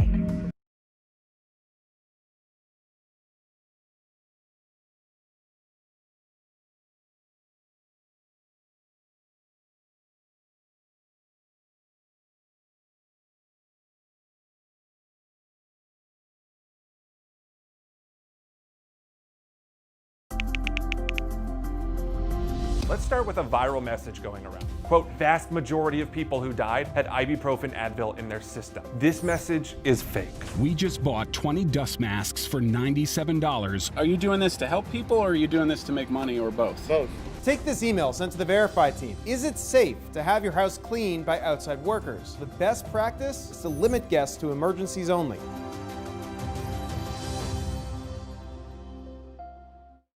We know things are changing every day, but we're here with you. Continuous COVID-19 coverage during primetime. We're committed to giving you facts, not fear. On 11Alive News Primetime, weeknights from 8 to 11 on WATF. There are everyday actions to help prevent the spread of respiratory diseases. Wash your hands.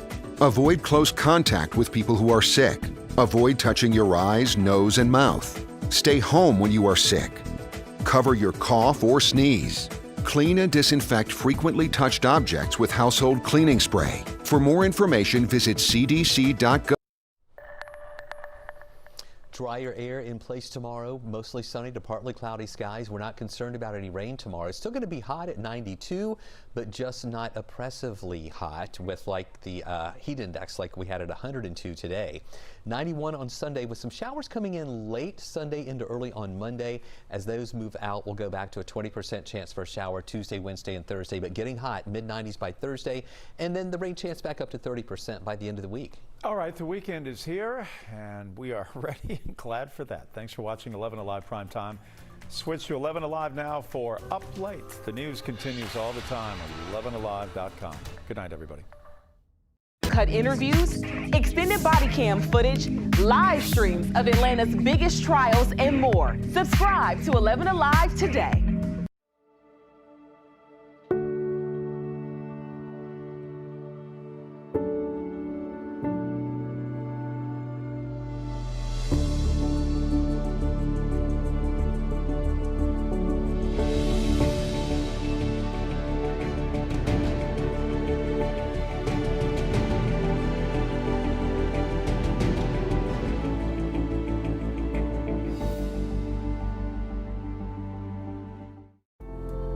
In times of great uncertainty, some things become more clear.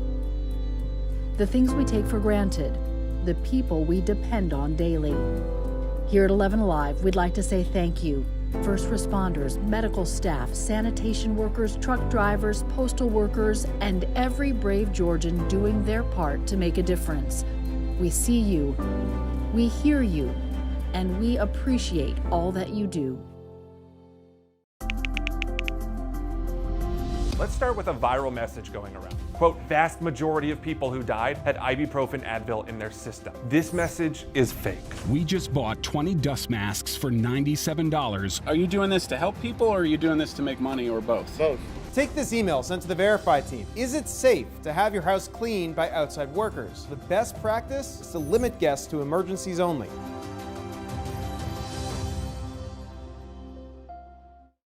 We know things are changing every day, but we're here with you.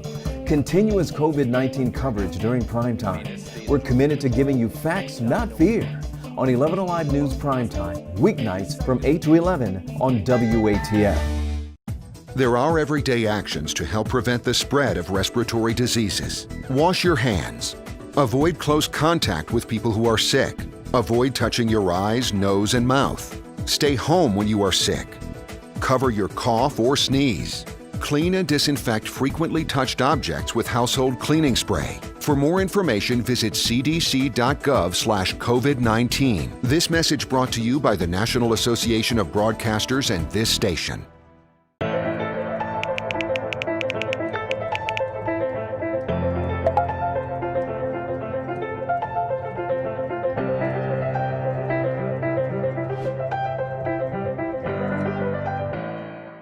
Today at noon on 11Alive.